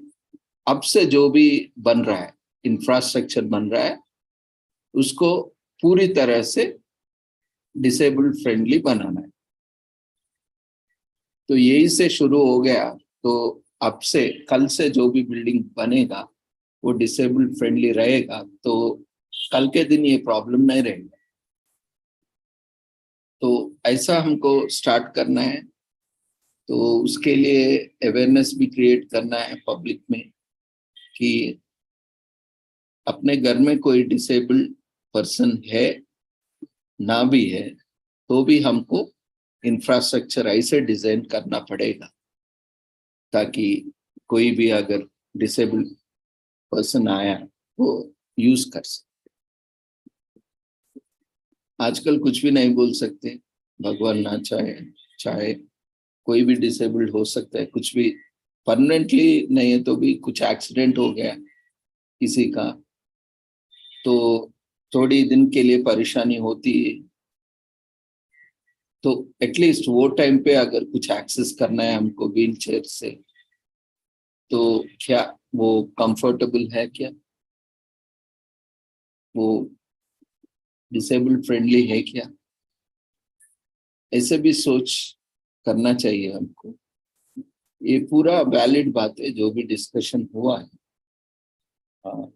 तो देखते हैं और भी है साथी कभी सुनते हैं. Yeah, Mary, you can unmute yourself and share your thoughts. Hi, sir. Actually, one of my friend, she faced a lot of problems because of this irregular menstrual cycle. Like she went into major problem like endometrics. So that's why when it is, you have initial stage only. If you don't get it, or 1 month, 2 months, you should approach gynecologist. Otherwise, it's a lot of that endometric procedure is very painful, sir. So in that way, I want to tell sir, if anything small problem happens, also you should initially only should check it with the gynecologist and take the immediate treatment. And this irregular periods also cause infertility, sir. That's what I heard from the pregnancy study which I worked. So this is my experience, sir. Thank you for the opportunity, sir, and thank Sri Holistic Health Foundation and Dr. Ravindra sir and team for giving me the opportunity to express my opinion, sir. Thank you, sir. Yeah, thank you, Mary. Yeah, recently we also commemorated National Endometric Day. So on that day also we discussed, about this condition, about this disease, disorders, and various other issues. Like definitely we need to somewhere start, and wherever these discussions have started, we need to accelerate them. We need to take them to a different level so that, this discussion and dialogue continues so that it can bring on change in the society. So it should start with the individual level. At the same time, we need to do our advocacy to bring change at the government level as well as the community level. So hope the things will be changed, at least the dialogue which has started now, at least this will go forward with that aspiration and with that takeaway from this discussion. Anyone would still have anything to say or anything to share, feel free to share.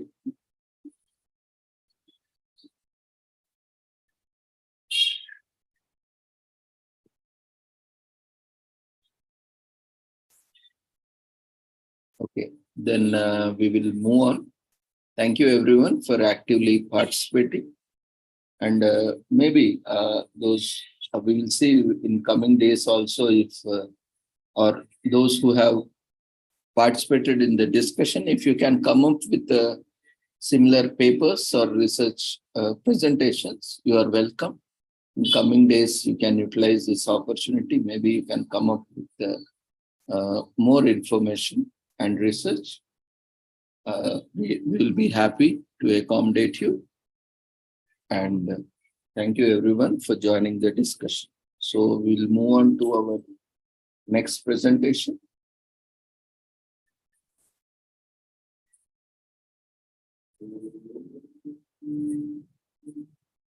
So Deepa, you can unmute yourself. Do you have anything to say or share?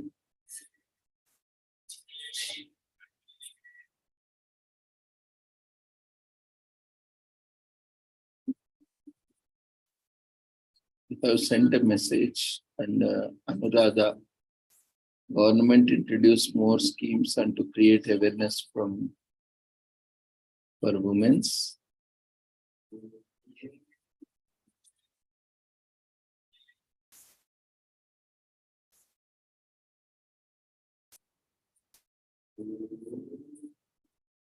Okay, Dr. J. Chitralega, you can unmute yourself. Good evening, sir. This is Dr. J. Chitralekha from Chennai. Actually, we were talking about the infrastructure facility that are needed for such purpose. But even though the infrastructure facilities are available, that is not utilized in the right way by the women as well as by the girl student, that I have seen in my own experience, that they are not disposing it in the proper way, which will be in a hygienic way. So actually, whatever we are going to dispose should not have a negative impact on the people who are going to dispose the same in a proper way. Actually, I've seen this because it happened in my college itself, where the girls doesn't know how to dispose it in a hygienic way. So that also it should be given, and it should be an awareness should be created among the women as well as the girls regarding how to dispose it in a hygienic way. This is my point of view, sir.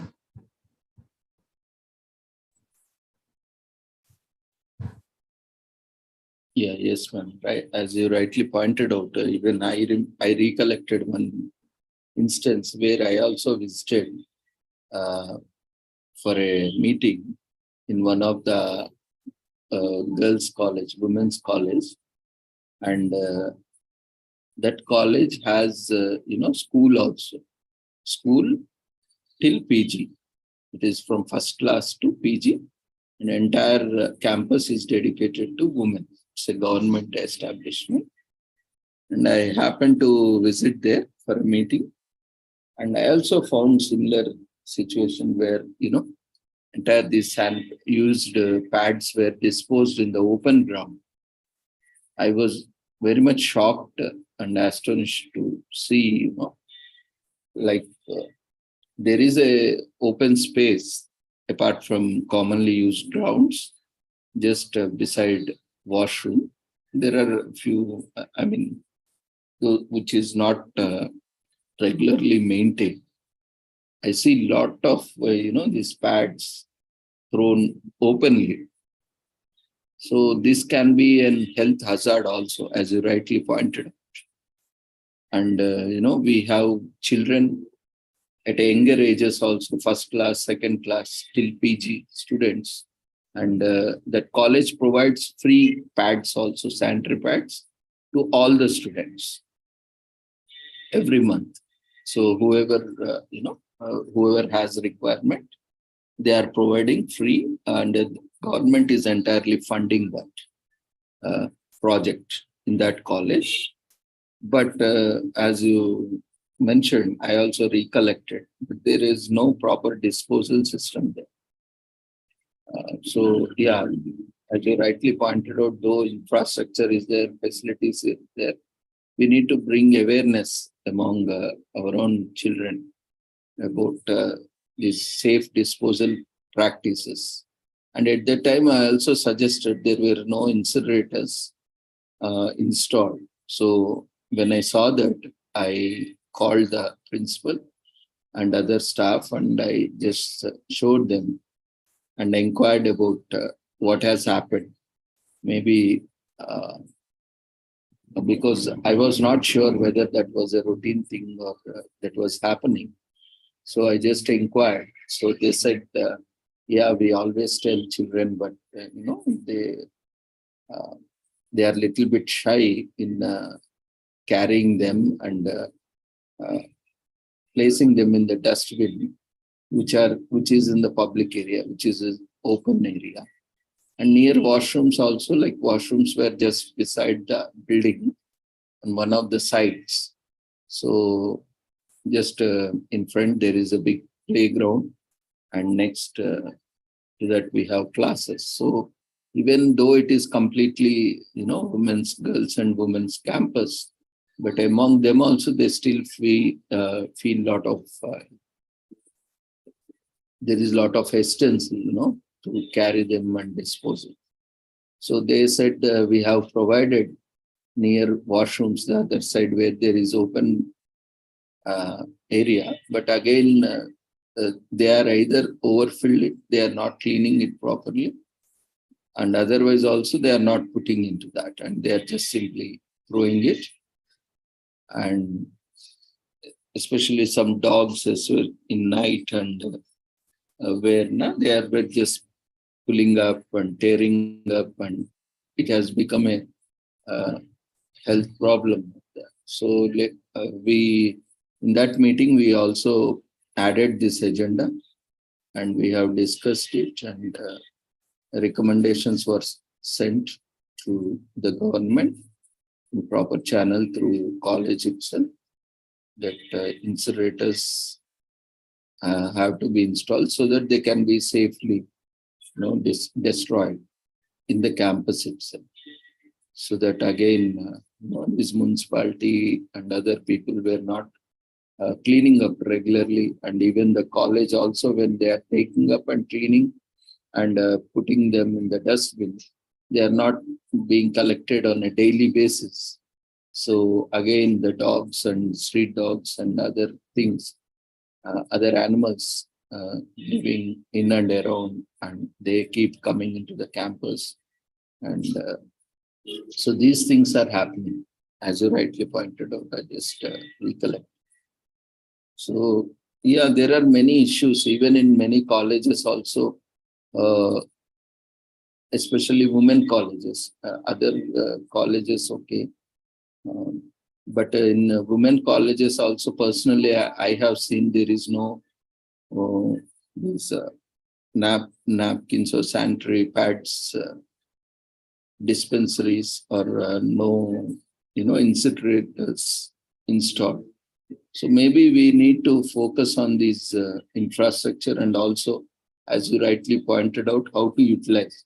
And some colleges I have seen where they are installed, but they are not working. Either, because of non-use, or because of not properly maintained, they stopped working. Again, they did not get it repaired. So these issues are their practical issues. So we need to work out on these issues, as you rightly pointed out and others pointed out.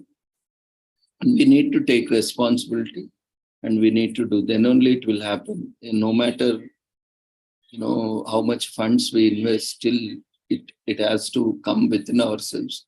That behavior change has to come among all of us, so that we use them responsibly, and we maintain them also responsibly.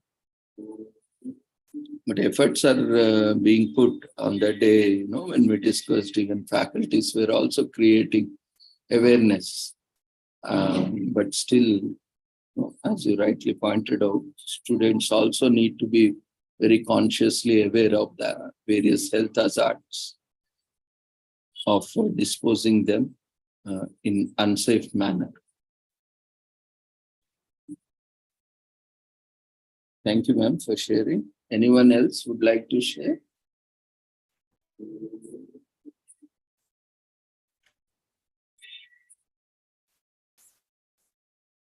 So Neha, you have raised your hand. You still have anything to share?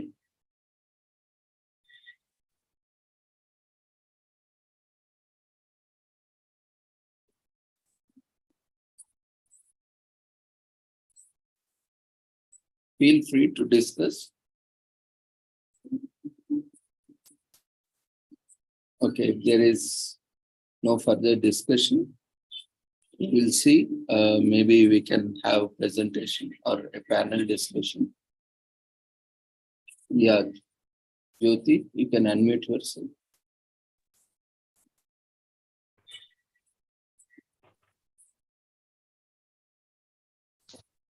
Have anything to contribute? Yes, sir. My topic, psychosis and neurosis.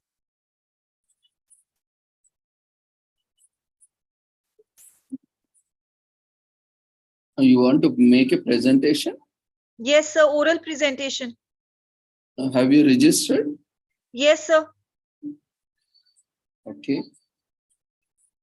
But I think this you have presented in our other platform, Nama. No, sir. This topic I had to present yesterday, but owing to some problem, I could not present it yesterday. So I spoke to Mary ma'am, and she said today you can present. No, actually you have presented this topic in an international webinar series, na? No, I have to present. I have not presented. Acha, okay. So, okay, ma, then you can go ahead. Just give me a second.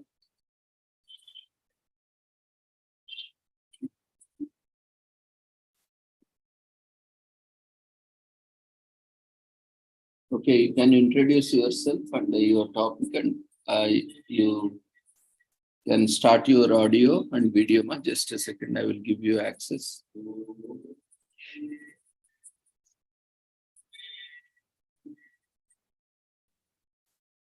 Yeah, please go ahead. You can start your audio and video presentation.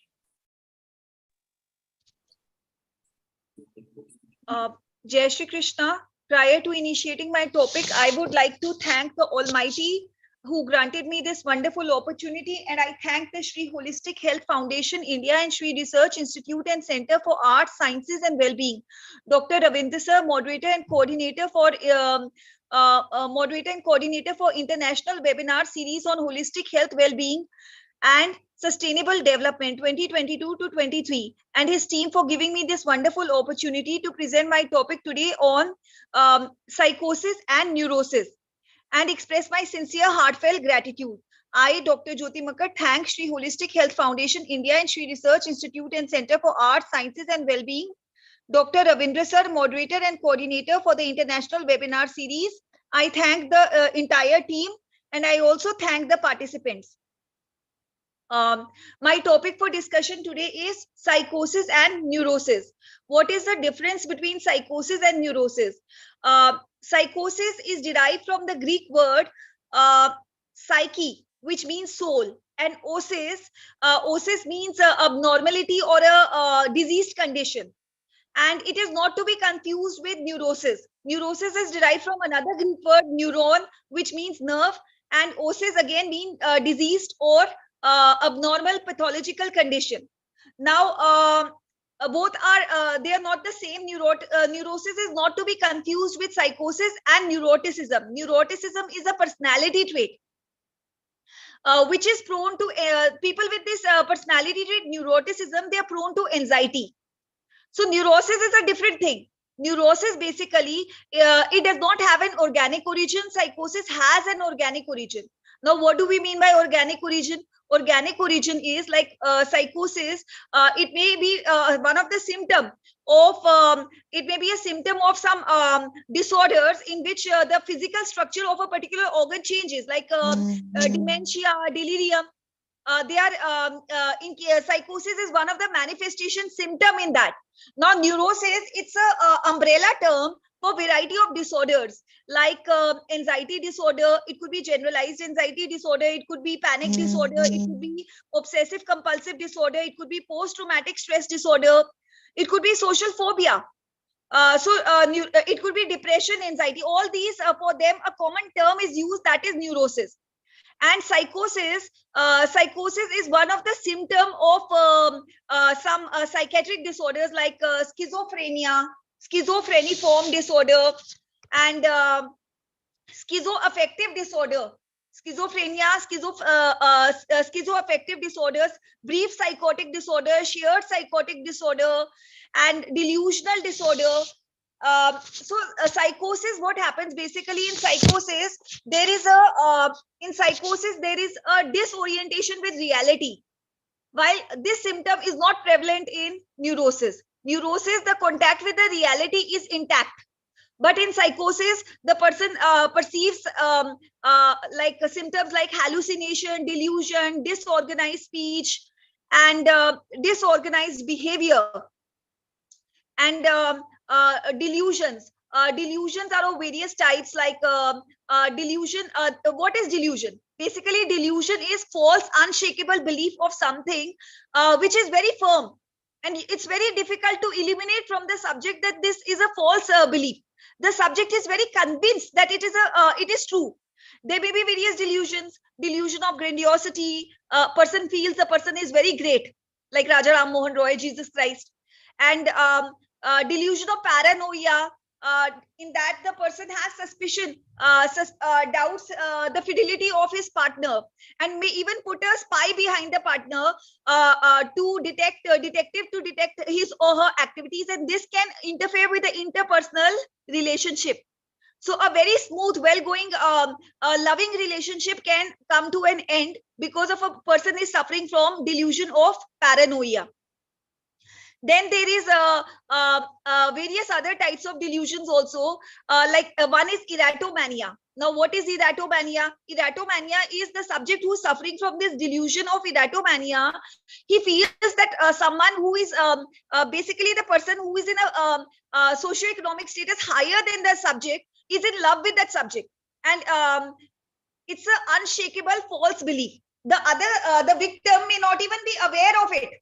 The victim may not be aware of it, and the person suffering from this type of delusion, when he sees that person victim with his spouse or partner, they may feel unnatural jealousy. So this is delusion of eratomania. Then there are various other delusions. Then there is a hallucination. Hallucination is also a hallmark of psychotic disorders. Hallucinations, it may affect all our senses, like tactile hallucination. You feel someone is touching you. Gustatory hallucination, you are tasting something which is not present. Then there is this visual hallucination, auditory hallucination, somatosensory hallucination. You feel as a snake is crawling inside your stomach. That is somatosensory hallucination. And you're visualizing visual hallucination. You're visualizing something which other people are not able to see, and you're very firm in your belief. Then there is disorganized thought. That is another hallmark of this psychotic disorder, which has symptom of psychosis. So in this, what happens is a disorganized thought, it results in disorganized speech. When the thoughts are not appropriate, they are disorganized. The speech, your verbal speech or written speech, that will be disorganized. Then there is disorganized behavior. Disorganized behavior, what do we mean by disorganized behavior? Like out of season, the person dresses up. Dressing sense may not be appropriate to the season. And of course, catatonic symptoms, loss of emotions. And disorganized behavior, you are speaking to the person, you are conversing with the person. The person, you are asking something else, the person is speaking something else, responding, which is not appropriate to the question asked. So that is also comes under disorganized behavior. And yes, emotions lack of emotions. Like suppose someone is discussing with them some grief in their life, some tragic situation in their life, they're laughing at it. So these are symptoms of disorganized behavior. So all these are seen in psychosis. Now coming to neurosis. Neurosis, as I discussed, it is it's an umbrella term for variety of disorders. Post-traumatic stress disorder is also included in neurosis. The term neurosis, it was coined by a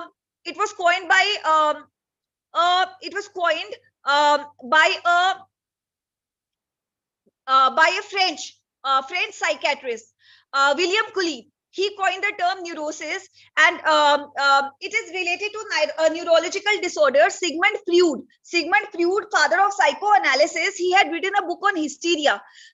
Hysteria, which was considered as it stems from neurosis. Neurosis is considered the origin of all those disorders. Now, this neurosis, it may be accompanied with psychosis. Neurosis and psychosis, they may be present consequently, they may be present subsequently. Neurosis, usually the relation with the reality is intact, but sometimes if it is accompanied with psychosis, the two conditions co-occurring together, then it may have this symptom of hallucination, delusion, etc. So that is the main difference between neurosis and psychosis. Neurosis, yes, the followers of Freud, Sigmund Freud, the followers of Sigmund Freud, they thought that this word, they gave this term neurosis. Now, what did they say? They said that they believed, they had a belief system that basically the unconscious anxiety, suppressed anxiety is suppressed in childhood. That gave origin to a condition called neurosis. With this, I end my topic. And treatment modality for psychosis and neurosis. First is psychotherapeutic treatment, which comprises of cognitive behavior therapy. It can be administered in both. Psychoeducation can be given to both. Pharmacotherapy can be given to both. And we can give NLP also to both. And family therapy. Family therapy is very important. Thank you, many folks.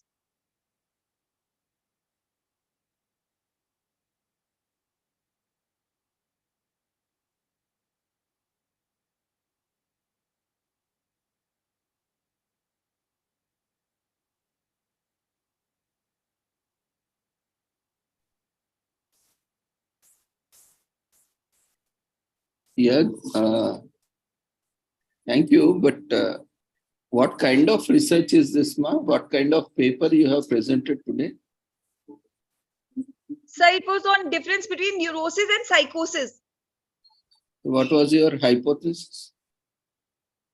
Oh, sir, it was just a simple presentation. No, you cannot present simple presentation on an international conference like this. I'm sorry, sir. That's why I asked you, this is not international webinar series. These 10 days we have dedicated, the timings are same, but these 10 days we have dedicated for the conference, international conference. Sir, I apologize. I'll be cautious. That's why when you asked me, I was cross-checking. Okay, it was a research presentation.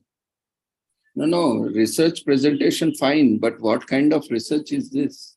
You should be knowing, there are a lot of research, exploratory research. So what kind of research you have done?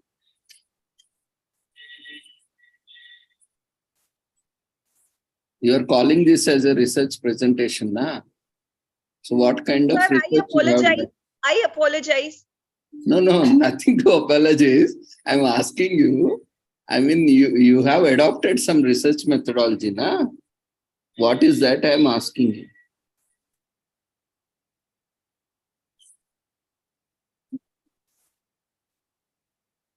Okay, what is the rationale for selecting this topic? Just to create awareness between awareness of difference between psychosis, neurosis, and neuroticism. Okay, you want to present the difference. Okay. Anyway, we cannot take this paper as part of conference. Okay, sir, it's okay. We will see. We'll see if we can take it in webinar series. You can present because that is webinar, na? That is fine. Okay, no problem. Otherwise, you can do one thing. You prepare a proper paper.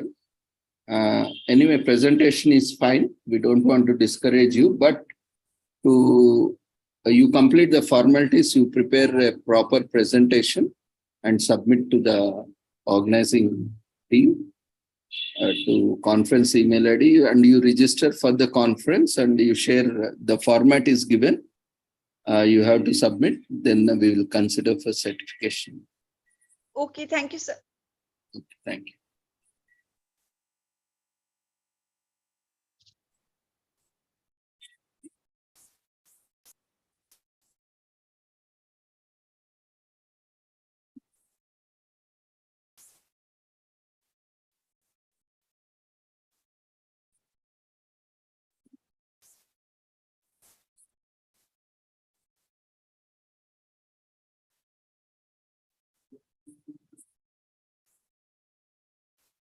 Okay, if any of our friends has any queries on this presentation, feel free to share. You can unmute yourself or raise your hand, or you can ask.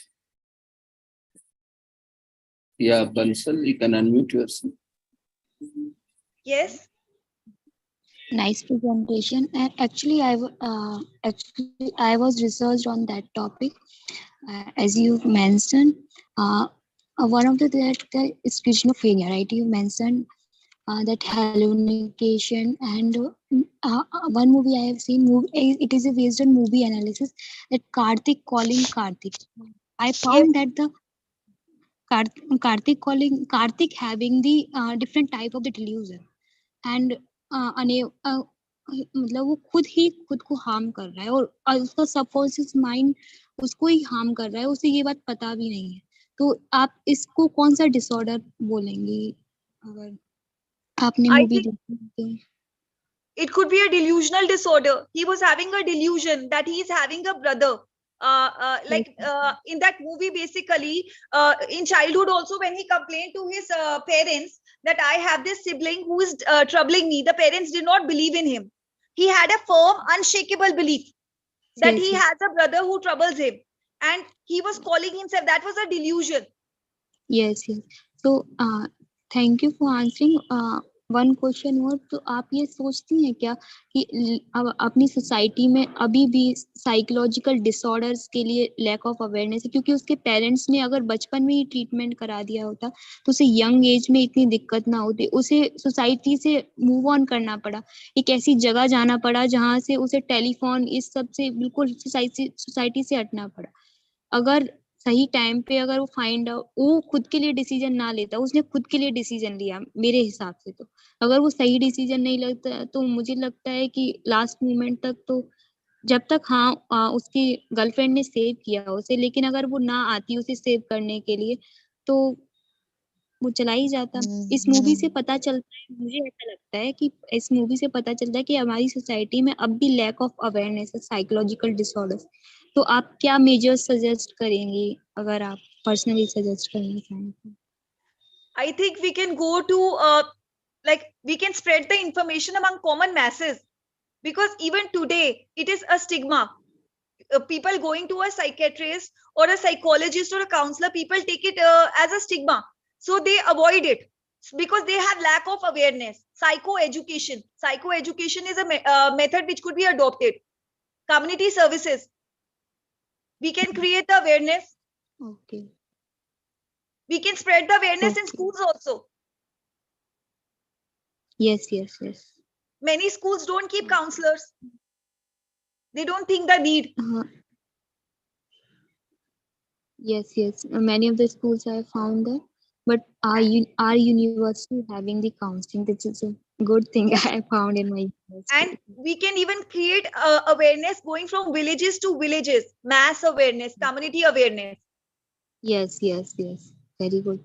Thank you so much. It's really helpful. Thank you. Thank you.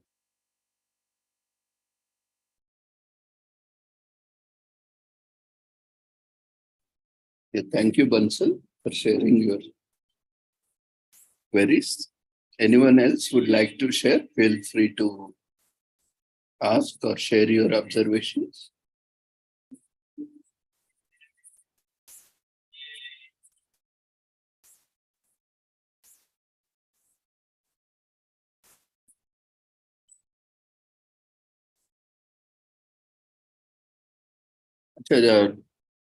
Jyoti, I have one query for you.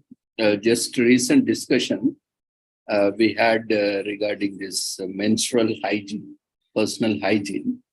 So when you have done your research, have you came across any such studies, especially when women and girls are going through this menstrual cycle?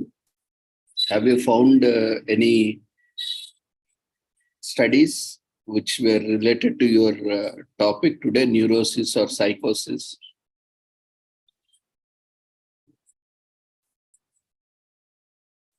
Jyoti, you can unmute yourself and respond.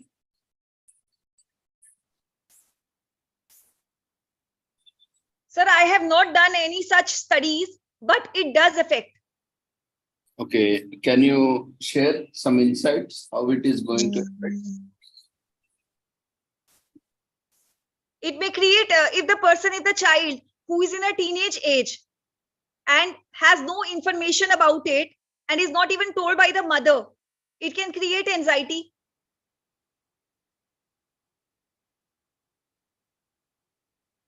Mood changes can occur. Though I have not studied about it, I have not come across any such study, but it does affect.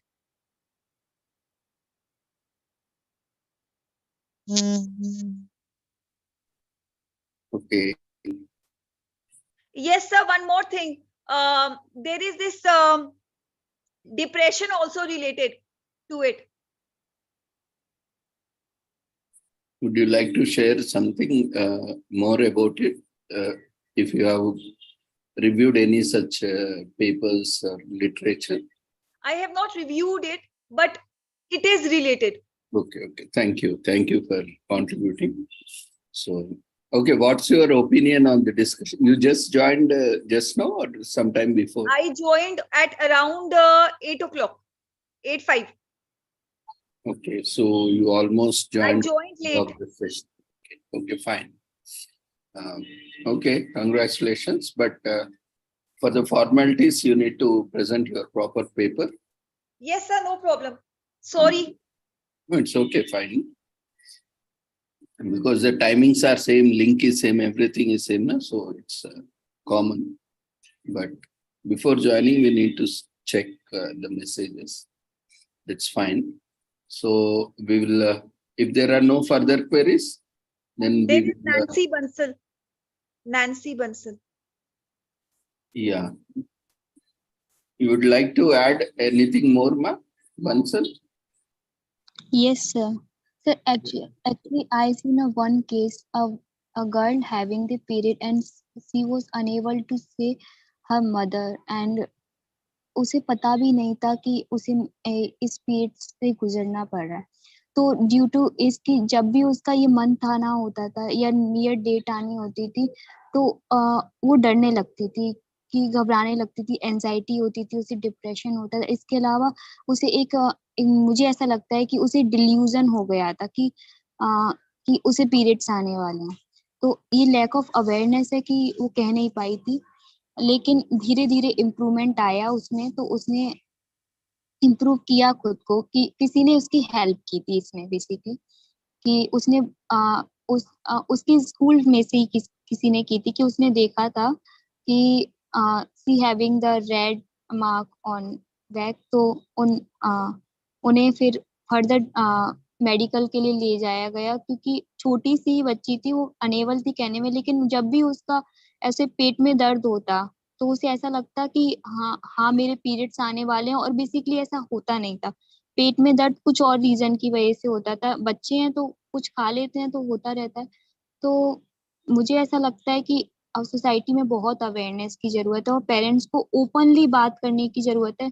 और आजकल तो periods बहुत जल्दी आने लगे हैं बच्चे, क्योंकि हमारा जो खान पान है वो बहुत बदल गया है. तो इसीलिए मैं कहना चाहूंगी. और एक और केस देखा था इसमें कि वो अपने पापा से ओपनली बात करती थी अपने पीरियड्स के बारे में. तो जब भी उसे दिक्कत होता था तो बोलती थी. तो मुझे ऐसा लगता है कि अगर ओपन तो उसकी दिक्कत में मतलब उसने काम आगे वो इम्प्रूव कर रही है वो लड़की. तो दोनों केसेस में देखा जाए अवेयरनेस इम्प्रूवमेंट लाती है. तो अगर अवेयरनेस होगी इससे रिलेटेड तो हमें ये जो साइकोलॉजिकल डिसऑर्डर्स हम डिस्कस कर रहे हैं वो नहीं होंगे, एक बेटर सोसाइटी हो. तो ये मैं कहना चाहती थी. Thank you so much.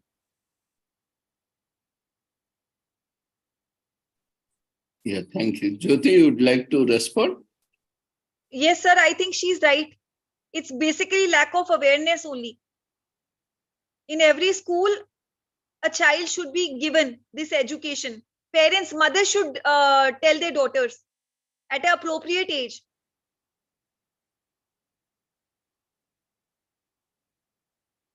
How do you think we can bring more awareness as we were discussing, that so many concerns were there still in spite of a lot of efforts put by government, community, and also the individuals, still we have this situation. So how do you think we can improve this? So mass awareness, we can, there are various things. We can go from community, creating awareness in community, going from villages to villages, and even in the schools, we can make arrangements. But nowadays, the awareness is created in schools.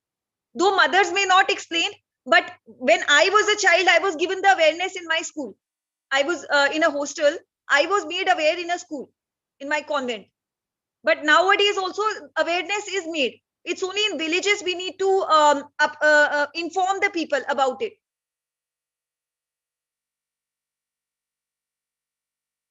Yeah.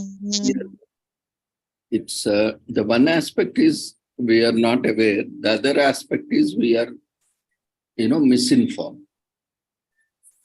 Again, there are a lot of appreciations, apprehensions. Like nowadays, those who have access to technology, mobile, internet, and various other gadgets, they are learning from internet, YouTube, and various other platforms. Whenever there is some concern or health issues, they are searching internet and they are but in schools doing research on various topics. So one aspect that this is bringing awareness, and the other aspect, lot of apprehensions are there on there is a lot of misinformation also being spread on the internet. So they don't know which is reliable sources. Often, it's quite common. I see among student community also. Especially, I will give you a classic example. Even among professionals also, still we don't know what is official site and unofficial site.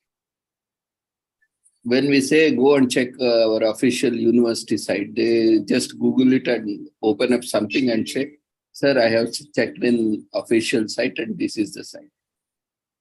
This is a problem, most of the, population. They just rely on search engines, it may be Google or any other thing. And whichever, the first page or top page, they are being sponsored, they are being paid to be listed on the first page. We all know that, So Yes. how these paid link sponsorships work. So often what we do, are otherwise there are other practices where, a rigorous, aggressive campaigning and search engine optimization methods are used to bring on such sites on the top. So often these are, which try to create a sensation or add up cooked up stories or cooked up, information to create a lot of traffic, to generate a lot of traffic to these sites. So they add a lot of misinformation, disinformation, and false information to such sites, especially towards certain topics like these, where a lot of stigma and a lot of these things are associated. So the other aspect is people are also getting informed, but they are misinformed, disinformed, or provided with false information. And with that also, people are not able to properly utilize the information, or either they are bombarded with the information so that they are unable to decide what to take and again what to leave. So this is one of the situation. So how we are going to deal with this kind of situation? Can anyone share your thoughts on this? Yeah, you can unmute yourself. Feel free to discuss. Yeah, Manasa. Sir, as per my knowledge, whenever we are having like campaigns, as you said, in the like villages or some places, we're not supposed to give a presentations or group discussions. We should really go ahead, step forward, and we're supposed to discuss with each and every student personally. It's like face-to-face interaction. We're supposed to tell them each and every step in a very detailed manner. Because nowadays we can see whether it's a male or female, they may like introverts and extroverts. Few may ask, few may say, how can I ask? I can't ask. They may feel so very uncomfortable to ask or to expose what kind of feeling or the process they are going through, whether it is a pain or which it is related to some other issue. They have to discuss openly. So just to give a clear convenience or to make the space or environment little comfortable to them, so we're supposed to go with face to face interaction. Then they will keep on asking the queries, and they will be clear with all the things, and there will be no mental stress. The next time they may feel like, yeah, I'm already asked this question, so I have no doubt with it. Simply I'm getting this back pain, maybe which is not related to the periods and all. They may feel little comfortable if we go with face to face interaction, as per my knowledge. Thank you.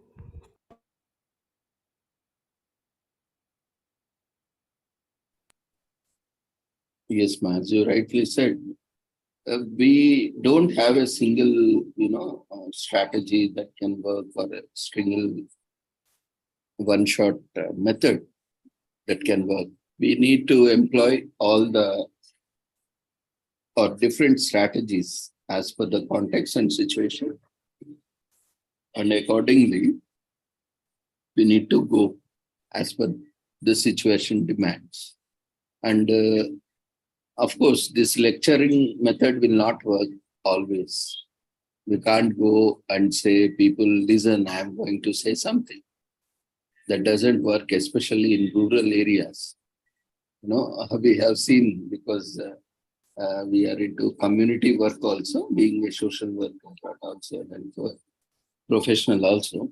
If we go to some place where, a new place where we don't know anyone, and we say, we have come here to bring awareness, they'll say, what you will bring awareness? We already know. If you want, we will bring you awareness. See, they feel offended in the very first place that someone who is not familiar with them, and they have come and they are saying that they are going to create some awareness, or they are going to bring change.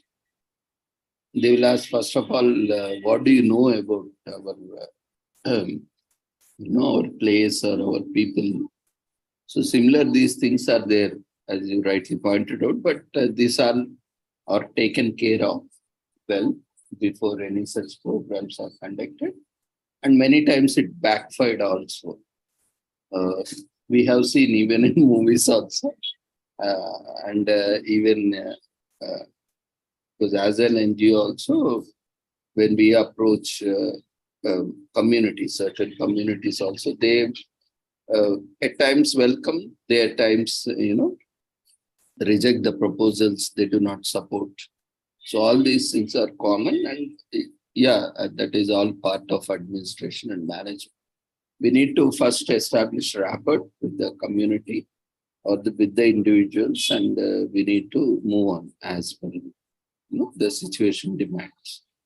And as you have also rightly said, we should have, as already I have mentioned, we should have a safe space, safe zone where we can open up freely without no one is there to judge you, no one is there to stop you, no one is there to resist you. And it should be such a space where the flow of thoughts should flow freely, so that you can share your thoughts and you can get your concerns or queries clarified. So that kind of zone has to be created within our homes and within our communities, within our institutions, that will enable these kind of discussions, deliberations openly and freely, so that a lot of queries, concerns, apprehensions, and all other myths can be busted out. So it was really a good contribution from everyone. Thank you, sir. Yeah, thank you everyone for joining in the discussion. So if there are no further queries, observations, we shall move on to our next session.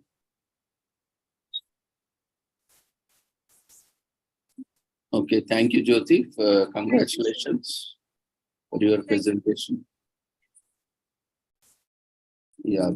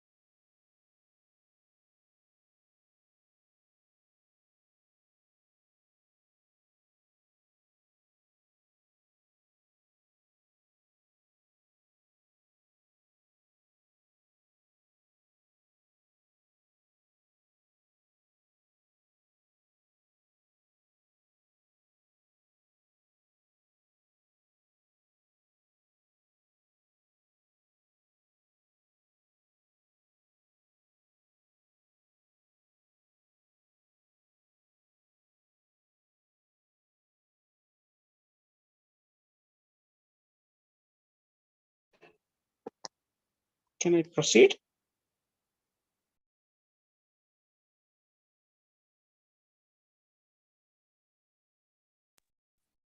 Hello. Yeah, Nagaraj, you can start your audio and video presentation. Yeah. Am I audible and visible, sir? Yeah. You can introduce yourself and your topic and continue with your. So good evening, everybody. So happy evening, Monday. So I wish, first of all, I should thank Sri Holistic Center for giving me this opportunity to present, Ravindra sir, for giving me this opportunity. So I am Nagaraj. I am Deputy Manager in State Bank of India. So today I will be presenting a topic on women and social work. So as you all know, women are the main pillars of this nation. So women and men are part and parcel of everybody's life. So whatever we are today, it is all because of women. We should thank our mother, our wife, our daughters, and all our brothers and sisters who are taking care of us and fulfilling all our needs, and they are with us for everything. So before my presentation, I would like to say that I think Bansal and I think some 3-4 people, Dr. Chitra Lekha madam and one more madam who raised about disability issues and other issues. I think I would like to address about this women with disability also in my presentation today. So first of all, let us look about status of women in different periods. First of all, in the ancient times, women were treated equally with men, and we say that etra naryastu pujyante ramante tatra devataha. We were treating women as goddess, and we have there was no that such big gender discrimination. All are treated equally. Women are respected. Women are honored. Women were called as Janani or mother or Devi, or we said that women are a main part of the men's life, like equal sharing was there. During epic period, we see Sita, and in the Ramayana and in Mahabharata we had Draupadi, and during the Manu's period, he said women are somewhere dependent on men, especially mother, wife or daughter, who are dependent on the father, the husband and the son. So that was a time where it was a patriarchal time, and we had lots of achievers during that time. We had Gargeyi, Maitreyi, Parashara, Vishwavara, and we had Kartyayani. So women were good. We considered them as goddess, and they were very good in music, dance, and so many fields. So that is a very special place in the women in the ancient period. So from ancient period, we will come back to the medieval period. So where we had a lot of Portuguese, Dutch, Britishers, everybody started invading India, even Muslims started invading India. And during that time, the freedom was little less, women are suppressed. There was a lot of a sati system was there. Women were working at homes. They were dependent lots on men, and they were working in the fields, hard work they were doing. That much of love and respect was not there that much. Sati system was there. When husband dies, women was going to the fire. She was also, the death was happening.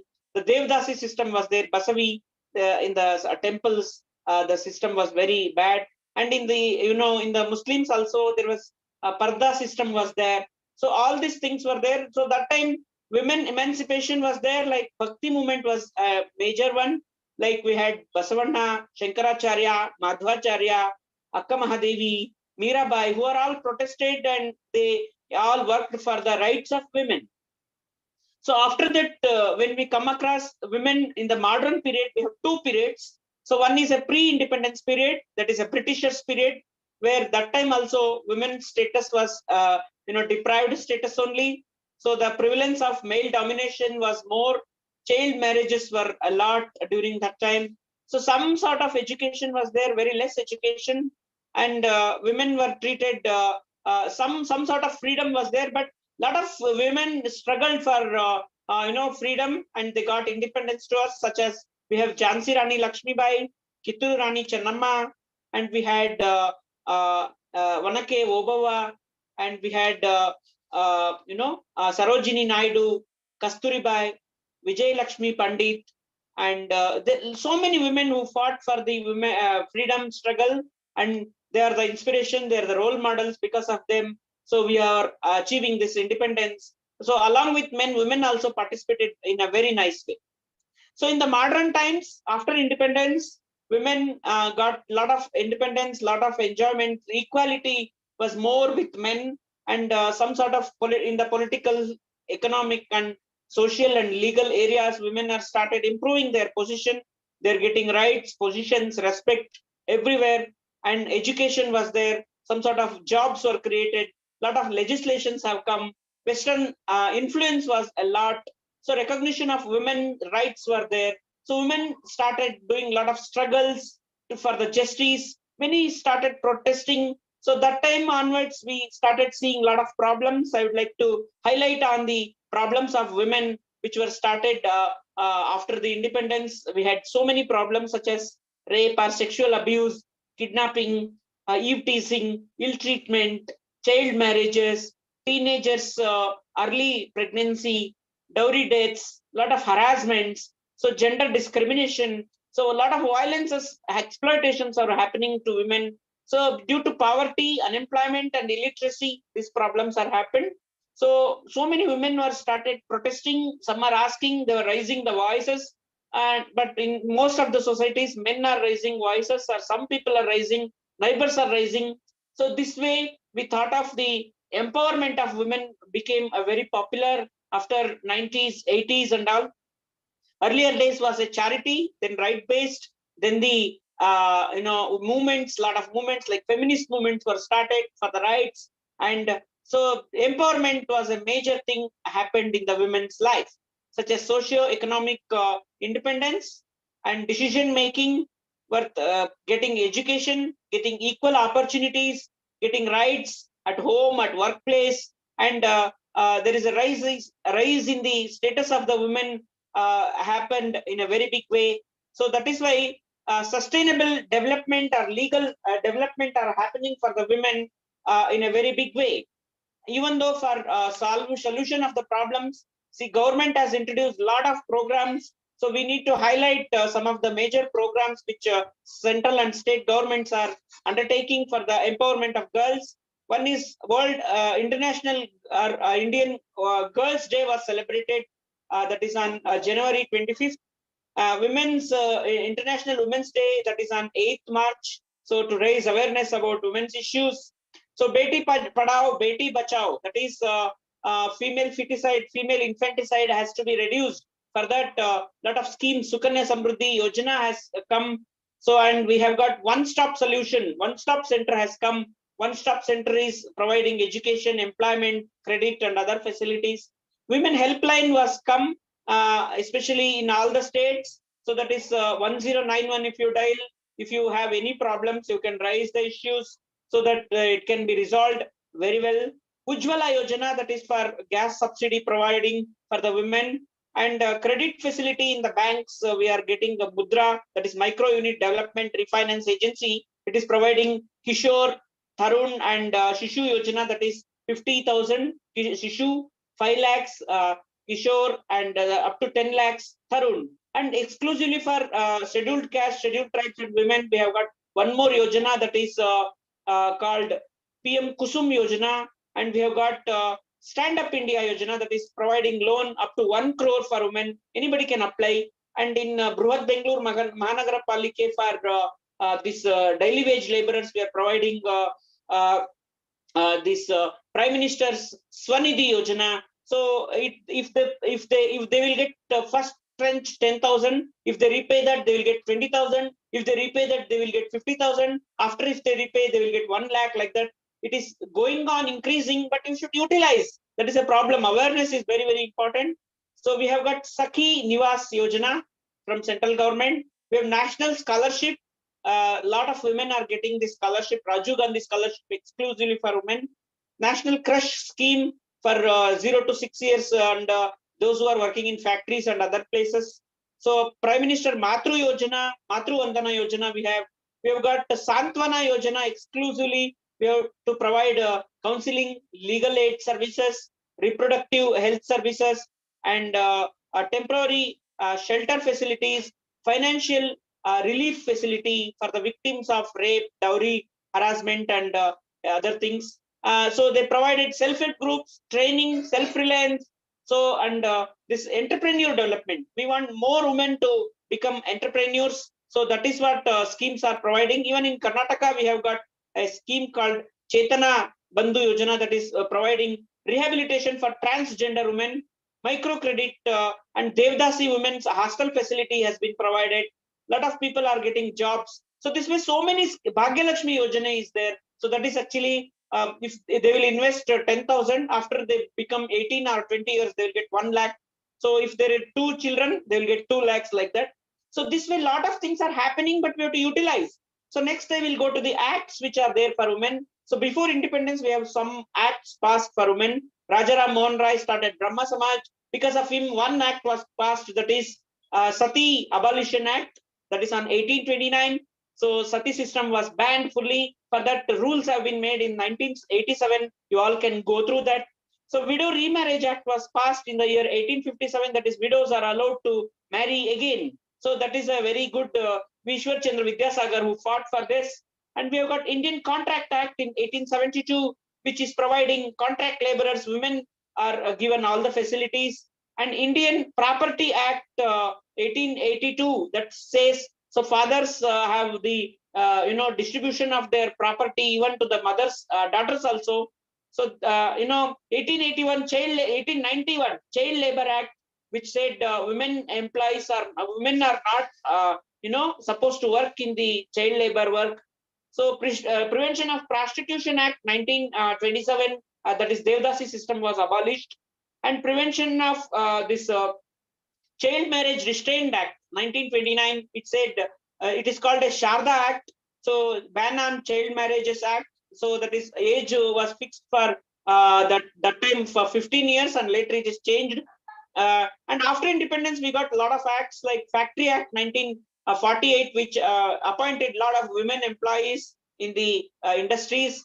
Hindu Marriage Act 1955 decided about marriage of women is 18 and marriage of husband men is 21. So it is good. Now it is changed. Now Hindu Succession Act in 1956, it speaks about property distribution even to the husband's property should be divided to wife also. Then Dowry Prohibition Act that was passed in 1961. It said giving and taking of dowry is a punishable offense. And we got in 1976 Equal Remuneration Act, equal pay for both men and women. So that was a very good act. And we got National Commission for Women's Act. If women getting any justice, you can report to the National Commission according to 1990 Act. So where commission will give all the protection to the women. Then we have got Protection of Women from Domestic Violence Act was passed in 2005. So this way, a lot of things are there. Women Development and Women and Child Department is there, who is taking care of the needs of the women. We have got women's studies in all the universities and all the colleges. And we have got, as so many women are speaking, sexual harassment, or so many disabled people were ill-treated and so many things. For them also, there is, in 2016, we have got Right to Persons with Disability Act. Under that, women have given special provisions. So this way, a lot of rights are there for women. Because of that, feminist movement was passed. Actually, when we treat, if you spoil the nature, it is like spoiling the women. So we should not destroy the women, or we should not destroy the nature. So it is like we treat the women as nature. So that is why a lot of rights have come under the UN General Assembly, such as right to life, right to liberty, right against exploitation in our constitution, right to education, right to employment, right to property, right for equal wages for women. So like that, a lot of rights have come for women. So but women should utilize along with men all these rights. So women should be given respect and dignity and honor. So that is why a lot of awards are given for the women to achieve, whoever achieved in various fields. So on this International Women's Day and so many other days. So now I would like to highlight on what are the roles played by social workers in the women development. So women, social workers have to study about women's issues, socio-economic condition, and legal and all the problems, especially rural tribal women. So we should feel very happy that our president is a tribal woman, Draupadi Murmu. And so like this, we have to diagnose, we have to give treatment, we have to provide all the health facilities for the women. We need to create about awareness to the men and women about what are the facilities available for the women. So we should provide education for all the women. Basically, what is happening in my studies is that most of the women stopping their education after they complete 10th or 12th. Very few are going for a degree and post-graduation or PhDs or working place. So many women are even doing earning and learning. So working as well as studying. It's a very happy moment. Nowadays, women are developing in a very big way. I'm so happy to say that I have 2 daughters. I'm liking them so much. I'm giving all the facilities. So like that in each and every family, women should be given equal treatment. So counseling we have to provide for the women as a social workers. We have to provide housing facilities to women. So lobbying, we have to organize women and do the agitations. We should do the gender sensitization as a social workers. We should, act as a mediator between the companies and the women's wing. So ICC, that is Indian Criminal Code. So every workplace, every school, every college should have a committee which should resolve the women's issues. Women should raise the voice against injustice. So we have to monitor and evaluate the programs of the women. We should give gender justice to women. We should address the women's issues in a very big way. We should change the attitude of the women and the men about women's issues. So we should treat equally. We should motivate women to participate in all the activities, social, economic, cultural, all the activities, especially drama, dance, music, or whatever things comes equally with men. We should remove all the obstacles. So many people don't come forward. We should encourage them to come forward, and we should resolve all the conflicts, whatever they are facing. We should resolve the problems. We should give confidence and hope in the life of women.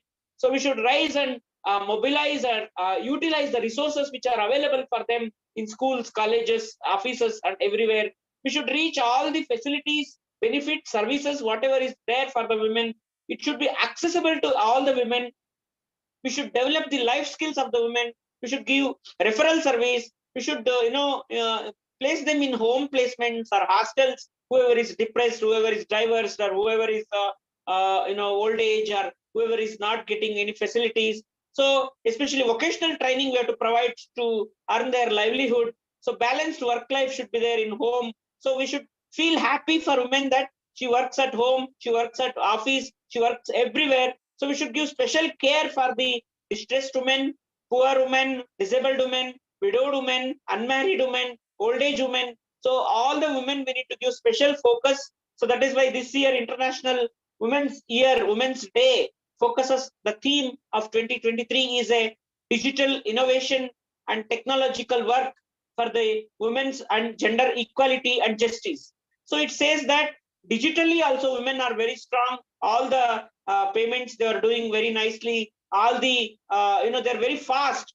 So there is a innovation. A lot of research are happening that if you give work to men, they work less. If you give work to women, they work more. So this is a power of women. So that is why you should be very happy about it. Equality is always there. Justice is always there. We should make use of this. So that is why a lot of women are achieved as the social workers, doctors, engineers, lawyers, teachers, politicians, inspectors, so many administrators, secretaries, directors, entrepreneurs. So many women have achieved. Why can't you? Why can't I? Why can't others? When so many are facing the challenges and coming up in their life in a very big way, why can't everybody should try? Everybody should be given opportunity. So like that we say the women achievers such as Indira Gandhi was a prime minister for 14 years. She was the first woman prime minister. We are proud of her. And our first president woman is Pratibha Devi Singh Patil, and the current president is Draupadi Murmu, women presidents. So we are so proud of them with their inspiration, their role model for us. And we have got first person who climbed the Mount Everest, the first person who went to the first, lot of scientists are there in women. First person who go to the space is Kalpana Chawla, and second Sunita Williams. So like that, first woman who went for the Nobel Prize from the other country, even though she came to India, Mother Teresa, she was a role model. Lot of social work she did. She was a inspiration for all of us. So for peace, she got the Nobel Prize. First woman who climbed the Mount Everest in India, Bachendri Pal. So this way, women are there. So in everywhere, first woman governor is Sarojini Naidu. First woman IPS officer was Kiran Bedi. First woman who achieved the Olympics medal was P.T. Usha. Like this, lot of people have achieved in a very big way. But we are not. We should not forget them. We should keep honoring them. We should keep respecting them. We should make women to be a strong, dynamic. So those who are women who are feeling that we don't have anything, So take examples from them, do a lot of studies, definitely will become a great personalities. Everybody is having the hope and aspiration. Everybody can achieve. So I wish every woman a great success in your life, and all the men and to support women to achieve the accomplishments, whatever is there. So I thank once again the organizers for giving this wonderful opportunity. So, because of this, we are able to spread awareness, we are able to come together and achieve. So definitely we can become action oriented together. So when you have a team together, everyone achieves more. It is possible from everybody's, it's all there in everybody's hand. We can do, we will do. Thank you, sir.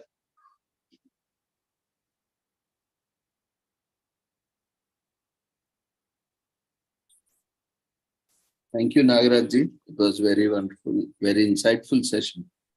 And we have to mention, specifically Nagaraj is a visually challenged person.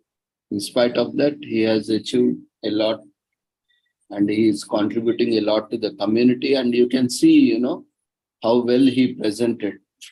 See, in spite of having everything, we are struggling to prepare, we are struggling to present. And imagine how difficult it is without able to see and how to prepare, how to collect information, remember, and present the information.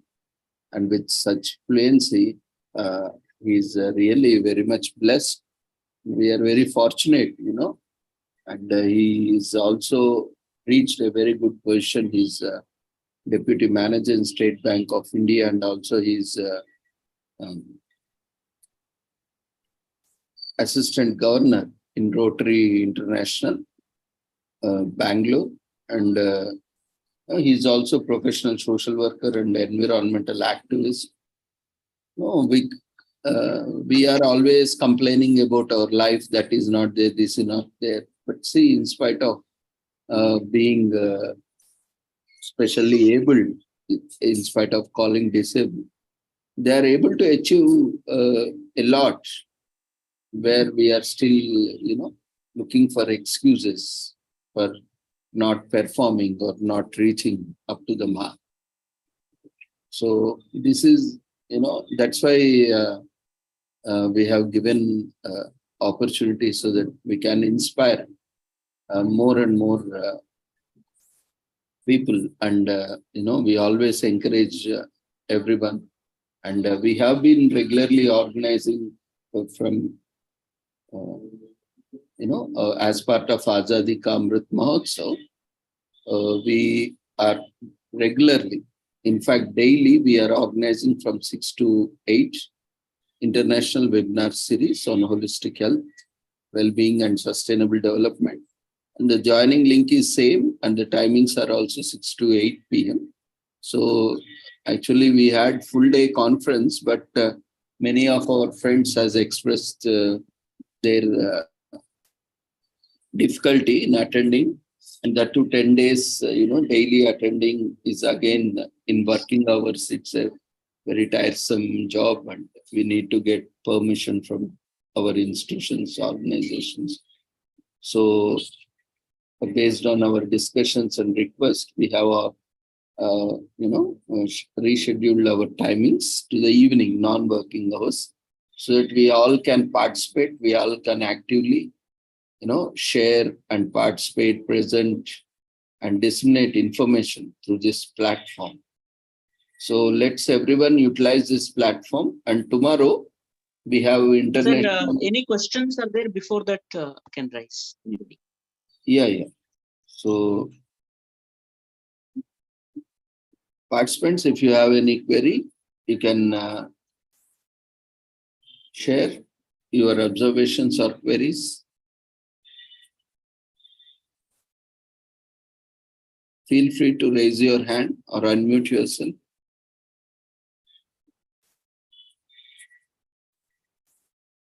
Yeah, Mary, you can unmute yourself. Hi, Nagaraj. Yeah, hi, Mary. Thank you. Actually, I experienced this a lot because in my house we have 4 ladies, and because of that only my dad has made lot of achievement in the like Reserve Bank. He tells like you're all 4 are very supportive, so removes my stress in the bank job. So my dad has always supported us, and we also have supported that. So the similar situation I saw in your house now, that really inspired me. So and I'm very close to my dad, so I really miss him now. So this time, so like that, I thought I should share to you. So whatever his dream is there, you can achieve according to his vision. Yeah. That's what I am doing as much as possible, because my dad told whether you earn money through this MSW. That's what my dad told last when I got my degree, MSW degree. My dad told me whether you earn big money or not, you help 4 people who are in need. That's what I have given you the education, to help 4 people. So whatever best I can do from my side, so I am doing it.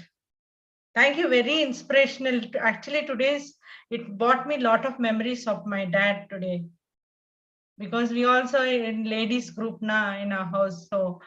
So that brought me a lot of memories of my dad today. Thank you very much, Nagaraj, especially today's presentation. All the best. Hope to see you in more sessions. God bless you. Take care.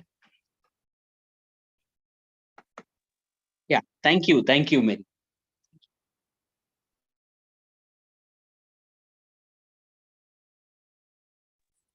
Thank you, Mary. Thank you, Nagaraj, for joining us on this wonderful occasion. So, overall feedback form has been raised. So, we are concluding for the day. So, before that, I would like to make an announcement. Tomorrow, being International Day of Forest, so we have one of the senior professional from the Forest Department, who is presently faculty in Forest Academy of a state government, that is Andhra Pradesh State Government Forest Academy. So he will be joining and sharing his insights tomorrow. So he will be the chief guest and also keynote speaker. So we request everyone to join exactly at 6 o'clock. So we'll be starting the session, and after the session, we will continue our presentations. So this is a wonderful opportunity, and he's a very senior person who has almost worked for more than 4 decades widely in different wings, and he's credited to a lot of achievements and accomplishments in conservation protection of forests. So on occasion of International Day of Forest, we are very fortunate that Sir has accepted our invitation and joining us tomorrow as a chief guest and keynote speaker. So we request everyone to join us in time tomorrow, 6 o'clock, and gain insights. So, and whoever is willing to present tomorrow, kindly be ready. Scheduled speakers as well as other speakers whose presentations are not scheduled, also be prepared and join. So as per the availability, we will keep inviting you. And I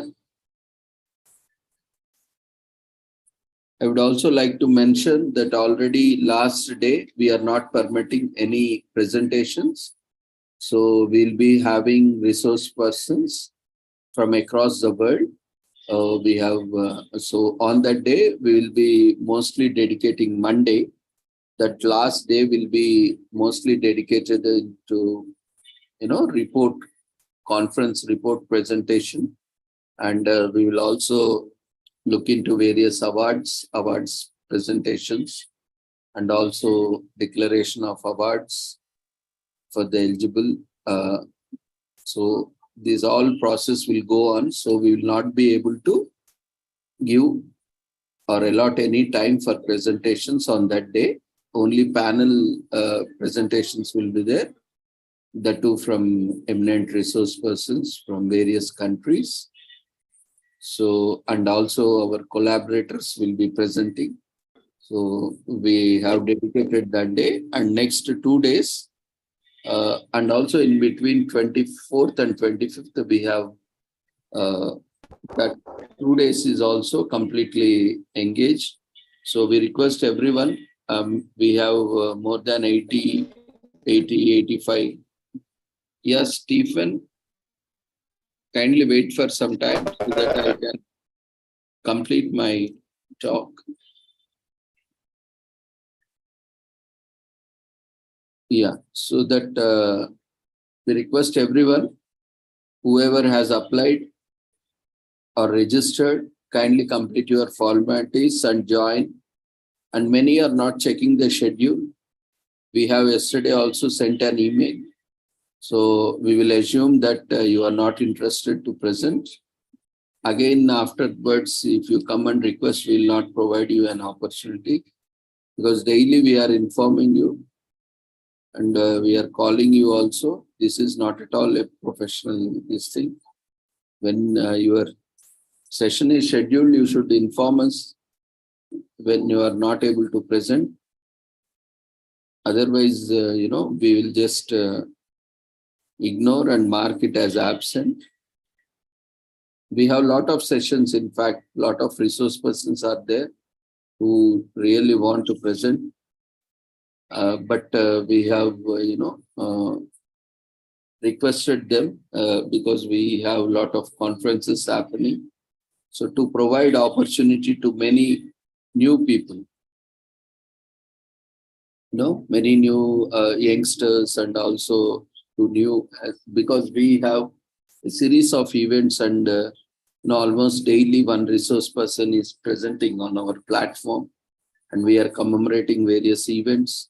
So we want to give new people opportunity. That's why we have reserved, in fact. So that's why we have kept these slots deliberately open and vacant, so that, if you miss the opportunity, also you can be accommodated. But it's very disappointing that in spite of that, you are not able to utilize this. Anyway, we'll see 1-2 days, then we will open up for other waitlisted presenters. We will approve them, and we'll close all the on-spot. So complete your presentations within next 2 days, 2-3 days, whatever pending presentations are there. You join us tomorrow, day after tomorrow, and another 1 day. You all try to complete your presentations. If your friends have registered, or if anyone is willing to register, ensure that you are completing all the formalities and joining in the next 2-3 days and complete your presentations. So with this, we shall conclude today. And yeah, Stephen, now you can unmute yourself. You are saying something. Okay, I thank you for this chance. I thank you for those who are presented. Okay, Doctor, I have a question to those who are presenting and how is Stephen, Stephen, can you see? I cannot understand you. Your voice is breaking, not clear. Can you type it in the chat box? We can't hear you properly. Maybe some network problem. Okay, I'll chat you on the Can you type in chat box? Okay.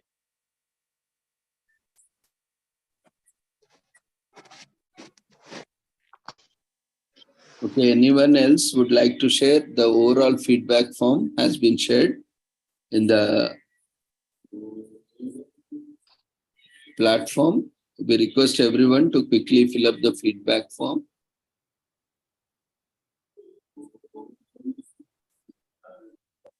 Anyone else would like to share?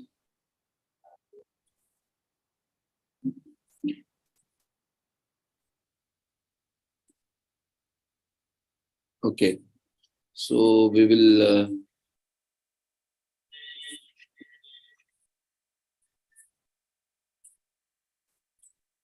yes, Stephen, all the information is available on the website. You can go through the website. We are sharing all the details repeatedly also, even in chat box. So do join. If you spend some time on checking the website, then you will get all the information.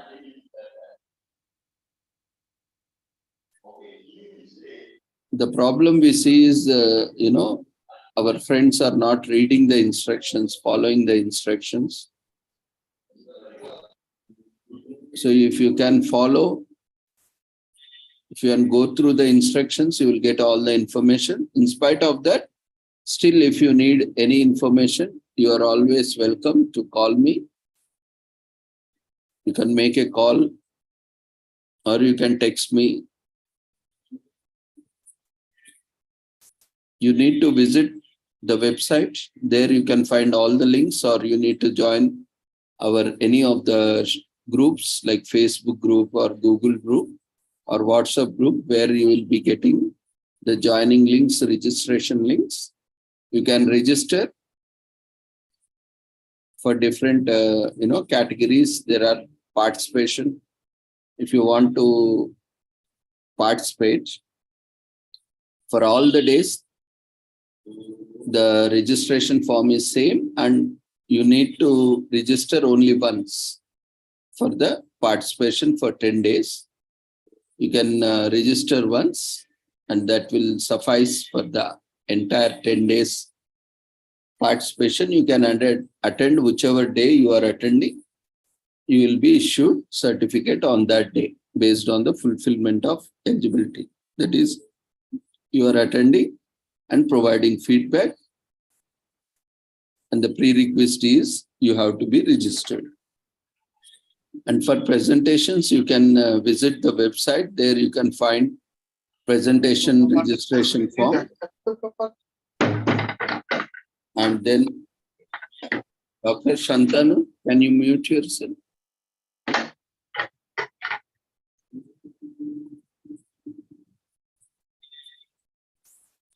Yeah. So for presentations, you can visit website, and there you can find registration link, and you can register and share your details and required files to the conference email ID.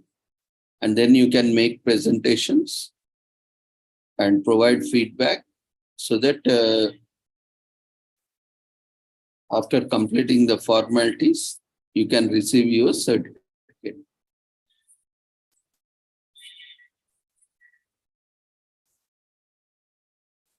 See, for other events, don't discuss this.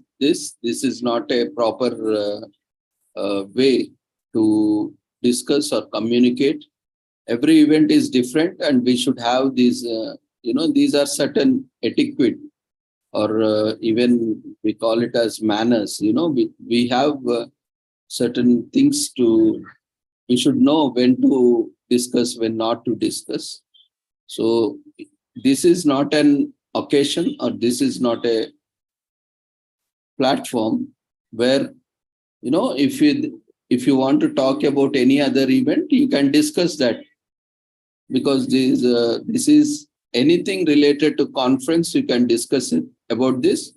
And we are very particular. Earlier we have given, we are very considerate, but that in that way, there is undue advantage exploitation of the platform. So nowadays we are very strict. Unless and until you complete all the formalities, we are not issuing certificates. So earlier also, upon request, we gave time to register even after closure of events, but that is consuming lot of time and resources. It is wasting, literally wasting lot of time and resources, and no one is ever giving such an opportunity. We are giving you opportunity. You have to best utilize that opportunity, and without registration, without attending, and without providing feedback, no certificate will be issued from now onwards for all the events. We are very much clear, and no organization issues that, and we are very particular from now onwards. Because it is wasting a lot of time and resources for us. So if you can't spend 5 minutes to register, and then there is no point in attending. Better don't attend. That is very good. See, for everything there is a formality. When we are approaching organization, when we are attending, it is our duty and it is our responsibility to check what are the rules and regulations and follow the regulations. And we are issuing certificates, and we are doing a lot of, this is not a new one-time event, or we are doing this regularly, and we are very transparent. And 99.99% those who are approaching for any queries are those who have not followed the instructions. Repeatedly we are saying we will be getting, even today also, I got many messages saying I have completed all formalities. Then I asked whether you have completed or not. Again they said no. So this is how we call ourselves professionals, and we behave in a stupid or foolish manner. We all can be confident, but we all should not be overconfident. So we have to behave in a professional manner. We all are professionals. We are educated. So we are mannered, cultured. So we should understand this. And more of that, forget about education background. We are all human beings with a common sense, right? We all need to have common sense about what we are talking with, what we are asking, whether we are following or not. I have seen in my entire experience, and we have put it openly on website also. And we have the evidence also. Everything is recorded. Even your registration data is available with us. And all the participants who are attending Zoom, we have Zoom reports. It generates whoever has logged in, how many times you have logged in, how many times you have logged out. And at each login and log out, how much time you were there on the platform. This is a paid platform. For you, you are joining, but we are paying for everything. For you, it is free, but for us, everything costs. Even time is also valuable for us. Even time also has monetary, value. So everything is there. We record, we verify all the records. And even for issuing 1 certificate or 100 certificates, process is same. So the same time is required. So you are requested to complete all the formalities. Don't take anything for granted. And follow the instructions. All the instructions have been provided in detail on the website. And we also organize pre-conference sessions. And we have informed also. And many have utilized also those sessions. So in spite of, all these efforts also we are putting, and again in the last minute you come, we have been circulating this conference information till, since February. And it might not reach you earlier, but still you can spend some time. You can spend at least, 10-15 minutes and go through the site. You will get all information. We are so negligent, we are so irresponsible that we don't want to read information, we don't want to check information, and we want everything to be asked. And is it not our foolishness? We call ourselves as a professional and we don't behave in a professional manner. And what would be our impression? Say, once we say, go check on the website, or Even after sharing the message in registration form, you again ask for registration link. Many people even don't know how to read complete message. When you click on the last word of the WhatsApp message, it will expand to the full message because it cannot show the entire message. So what you have to do, you have to click on the last word of the WhatsApp message so that it will expand and you can see the links below. So these all no one will teach. When we are using, we have to learn. Otherwise, you can ask. But there is, if you can't spend 5 minutes, then better not to register, not to attend. Because you are not only wasting your time and energy and resources, you are also wasting others' time and resources. So we should be aware of that. So let's, use this platform in a productive manner and use this for our upliftment, empowerment, and use it in a better way. So unless and until you complete your formalities, it is not going to help you. So go through the instructions carefully, verify every registration you do. You are getting a copy to your email ID. You can just go through the registration form. If you have filled and without reading anything, you can go through. That's why we have provided an opportunity to resubmit your registration, to resend. Generally, no one provides, but again and again. Again, it is a very tedious process and wastage of time. How we can be so irresponsible in submitting and incomplete data or invalid data in the registration form. But we considered all these. We are seeing since in years these things are happening. So we are permitting, okay, let's that we are on a humanitarian grounds, compassionate grounds. We are giving opportunity, but that should not be abused or exploited in a different manner. So let's behave in a professional way and a matured manner and utilize this wonderful time and opportunity. We have wonderful, speakers who are presenting and a nice discussion happening. So let's use this constructively, not waste our time and resources on discussing what is already there on the website. How to register, how to present. These are not the things to be asked. We are sharing even after starting the conference also, we are sharing the links in the chat box. You can just read them, open them, and register. All these things are there.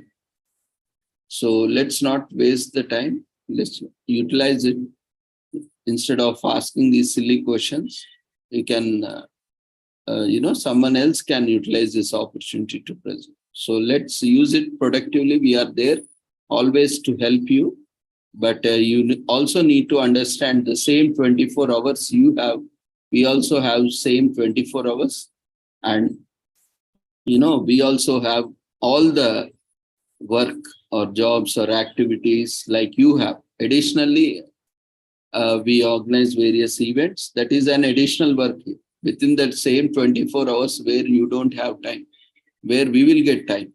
So you need to understand all these things, and accordingly, you need to manage yourself. It is only our mismanagement of time and resources we end up, asking or wasting others' time and resources. If we go and, go through the information, if you just spend some time, go check the conference website, you will get all the information.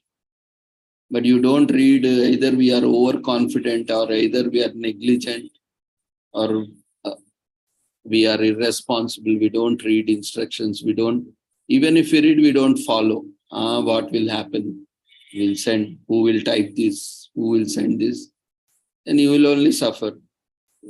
So tomorrow, when the organizing team or they see that something is missing, now your process gets stopped until they get the information. Your information cannot be processed. So now who is going to suffer? Ultimately, we are only going to suffer. So you are wasting your time and resources, energy, and you are wasting others' time and resources, energy. And all the events, all the organized by this organization, is completely free. Generally, you have to pay, but there is no payment because we are organizing all these events as part of Azadi Ka Amrit Mahotsav and as per this theme of UN and other commemorations, leaving no one behind. No, we don't want to leave anyone behind because of affordability, accessibility. That's why we have purchased platform. We have kept everything free. We are investing. No, nothing comes in this world for free. You all know that. We all know that, right? Everything comes at a cost. But in spite of that, we are bearing everything. We are investing our time. We are investing our resources. We are investing our man hours, working hours. And we are giving you opportunity. So use that opportunity so that you all can get benefit out of it. So my only sincere request is everyone kindly go through the website, kindly find out information which can be easily obtained. After reading that, if you still have any queries, we are always there to help you. But without completing registration, without completing formalities, see, we are providing opportunity also to present, even whether we don't know whether you have presented, registered or not. But we are asking you, we are trusting you. No, you are saying that you have completed. That is your responsibility. It is not our responsibility. We will check, we will verify. We will certify only when we ensure that when we have the records of your data and when we see that you have completed all formalities, then only we will issue the certificate. Even you present also, you will not get certificate unless and until you complete the format. So it is your responsibility, your duty to ensure all the formalities are met in time. Sometimes we have seen many times they don't complete, and whenever they require certificate, they suddenly call up and say, "Sir, I want certificate. I have presented on that day, this day." You don't even register. We on compassionate grounds, humanitarian grounds, okay, you present, but you register, go and register, complete the formalities. They will say, yes, we will do. Then they will also forget. Again, some other day they will come and say, "Sir, we need certificate." How you will get certificate? Once registration is closed, that is closed. How we can reopen? Already a report has been prepared and already it has been submitted and everything is closed. How we can again reopen the? See, there are a lot of technical problems. We all know now. We are doing in colleges, institutions, and you can't end up doing corruption and malpractices. So you have to understand, we all have to understand there are limitations. If you delay, then definitely from our side it will be delayed. It is your requirement that you need it, that's why you are asking, but it is not our urgency. No? It may be your priority, but it is not our priority. Now you have to wait till it becomes our priority. Now again, you are only the loser. Otherwise, if you have, whenever there is a message, we don't read the message also properly. When we get some registration message or invitation, we have to go through it entirely. What are the links are there? All links are provided. Even group, for each registration, we have registration form. We have Facebook group link. We have Google group link. We have WhatsApp group link. We told you to join and many did not join. We have hundreds of participants registered, but we hardly see, somewhere around people keep joining and leaving. We have around, yesterday I saw somewhere 120 people. They keep joining and leaving, so we don't see that figure, but we have somewhere around 60, in between 50 to 70 fluctuate as people keep joining and leaving. That's why this feedback form is there. At least, we can give at the end, but those who are coming, joining, leaving, they are those who are attending one session. If tomorrow they say, I have attended one session, where is the record? And okay, you have attended, and we have seen many names like Lenovo or some Android. How we will recognize them? There is no proper name set. Unless and until we cannot keep noting, we are noting a lot of things now, who is presenting, at what time they are presenting, what they are reading. And our team is working, they are recording. We cannot keep everything, writing each and every participant name and what is Zoom name. So we have derived mechanisms to, identify, recognize. So there is a lot of things that goes. It's not simply that we jump into something, we present and go off and say. Presentation starts with registration. You should be disciplined. We all should be disciplined that it is a series of process, and it should. We should not directly jump in and do the presentation and go off and then ask certificate.